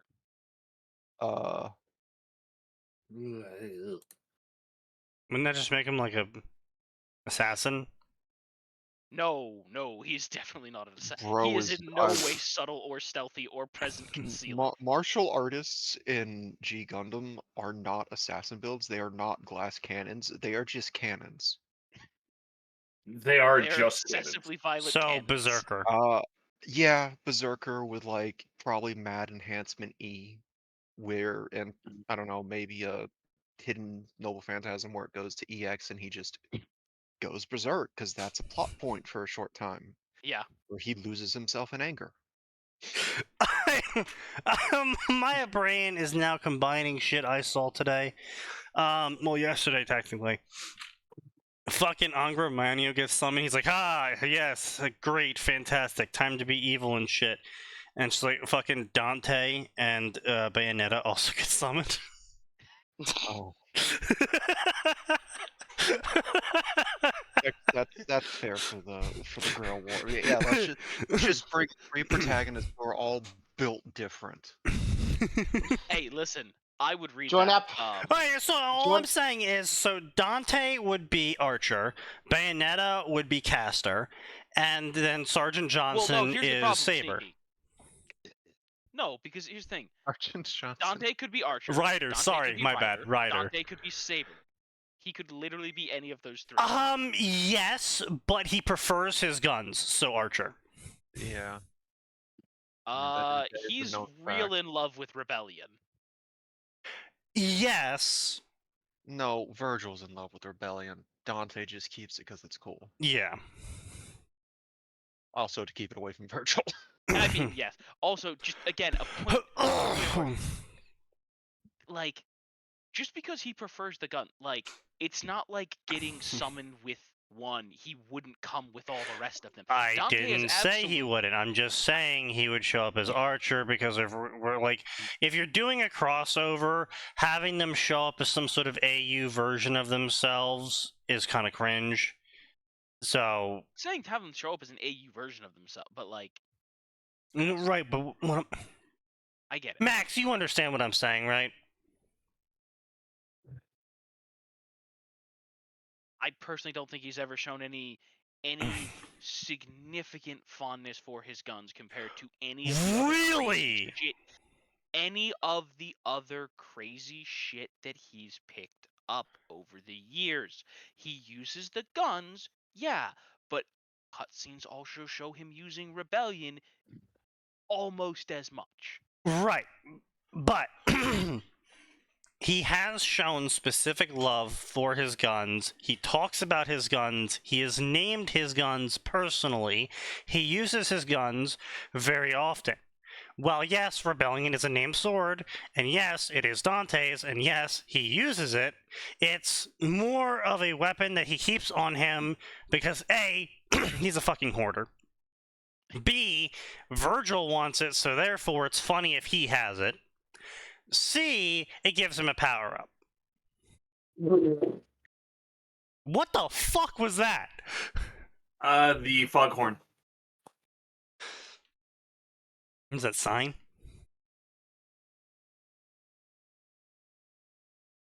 That was me blowing my nose. I forgot to mute. Ah, okay. He's still suffering from the So long point COVID. being is that Sergeant Johnson is Ryder, Dante is Archer, because again, a lot of his attacks are also ranged, and yes, I'm aware he has a bunch of melee attacks, but when has that ever stopped Archer? Yes, true.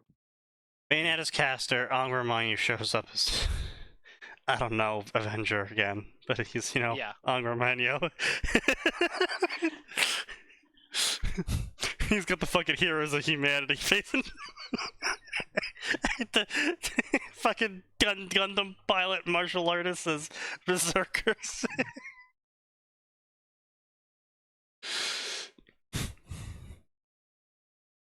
The Archer class is full of swordsmen. Yes, indeed. Yes. Yeah,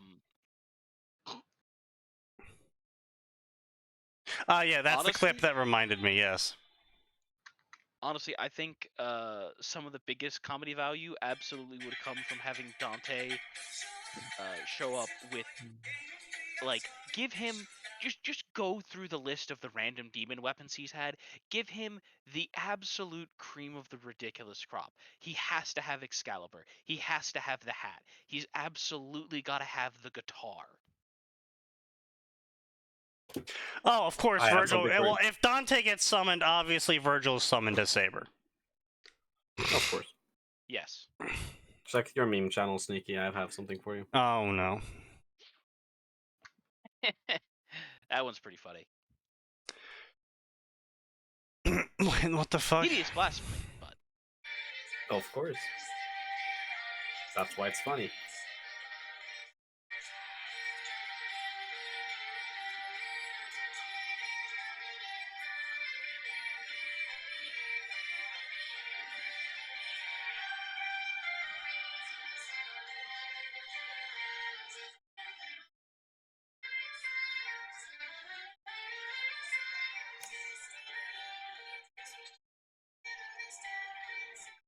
The turrets are cute. Oh, you know what? I think I would like a version. I would like having Domon summoned in place of Saber, just so that Shiro can become a hero with the power of his Yeah. fist. Yeah, legit. Yeah. Wait a minute. What do you mean he's not using mana? Take this! All of my hatred and my anger! Wait, what? Why is he glowing? The future is burning red. I feel like we're infringing on copyright. I don't know why. Well, we say no. We gotta. Okay, what we gotta do is we gotta find a way to work the Domon speech into the aria for Unlimited Blade Works. No. That's the real game changer. Well, see, the thing is, if he was having a Domo whole thing, he would not have Unlimited Blade Works anymore. That's true. Very true. Mm. Dante and Virgil are like Seaford and Fafnir. If one's summoned, the other has to show up. Yeah, exactly. Absolutely. Yeah, 100%. Yeah, that's it. That's it. It's just. But the reason why I say Sergeant Johnson is because he fits the whole theme of Bayonetta and Dante. Oh yeah. He fits it way better than Chief. Shit's just gonna get a little bit weird. It's like fucking Sergeant Johnson shows up. He's like, I know what the ladies like. Pulls out a big fucking cannon. No, Sneaky. He pulls out the Spartan laser. And the ladies like it green. I know what the ladies like. Just shows up to while they're in the middle of like fighting a battle they're losing. He's just like, so what's the problem? Oh no. Let's be clear. Sergeant Johnson's entrance to any fight immediately begins with him trying to pick up Bayonetta. Yes. Yeah. I know what the ladies like. But Bayonetta. Oh, really? He pulls out the Spartan laser. All right, maybe you do. Want to run it for a Virgil test drive? Virgil summoned a saber. His master's like, where is the enemy servant? Virgil. I would where's like the to Christmas imagine feast that place? Dante and Virgil will get summoned a lot, and they have to make bets on how long it takes for the other show. Well, you would require them to be summoned in multiple wars then, which... Yeah, that's... Let's be clear, if they get summoned in a war, they're winning. One of them is winning. Period. Yeah, that's... Like, that's, there's not gonna be a tie. Let's be clear here. Oh, Sneaky. Sergeant Johnson obviously gets summoned as Rider with a warthog. Oh, I was thinking Pelican. Very cool. Anyway, White on a like tank. It's like 4 a.m. Yes, I know. It's excellent, isn't it? So, yeah, I mean, honestly, look, it's a bunch of boring shit. We all knew this was going to be boring shit. Author's clowning on canon. Author's wrong about a bunch of stuff. Author doesn't know how to use ellipses. It's just... I don't know what you want me to say. Somehow this story is somehow worse than the Harry Potter story. I don't know if it's because he's starting on a higher power level than Harry Potter and just doesn't know how to handle it immediately rather than building up to not knowing how to handle it. But it's just a bunch of dumb shit. It's just a bunch of really dumb shit. Issei gets a massive harem in chapter 1. And if you want to read more, you have to pay for it. So I don't know. I think that gets even more negative points than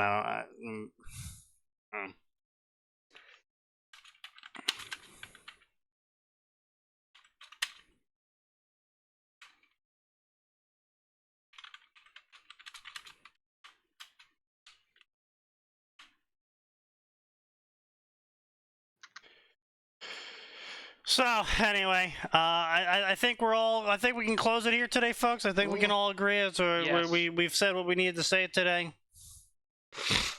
Yeah. Yep. Sounds about good. All right, good. Listen, all I right. think we've had some of the best genuine comedy we've had on this show in a hot minute. Yeah, definitely, I mean, definitely. a couple of weeks back, we were all smiling so much it was amazing. Yeah, that's true as well. Yeah, I mean, every couple of episodes we get one of those, But hey, it's December.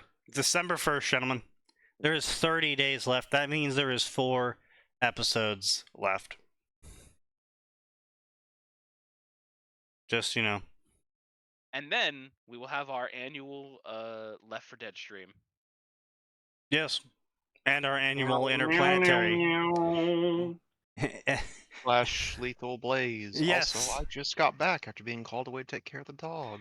Yes, Lethal Blaze, Interplanetary, the big classics of the ritual that we enact every year as we switch over to the new year, where we punish ourselves with absolutely brain-busting combat. And Can't not wait because to it's see hard. how much rust we're shaking off this year. Oh boy. Yeah. All right, well, gentlemen, it's been good. Come back on Tuesday. It has been good. Has it been good? It I will has not be. been good. Yeah. It's quite excellent. But come back Tuesday, because, of course, there is always more. And it always gets worse.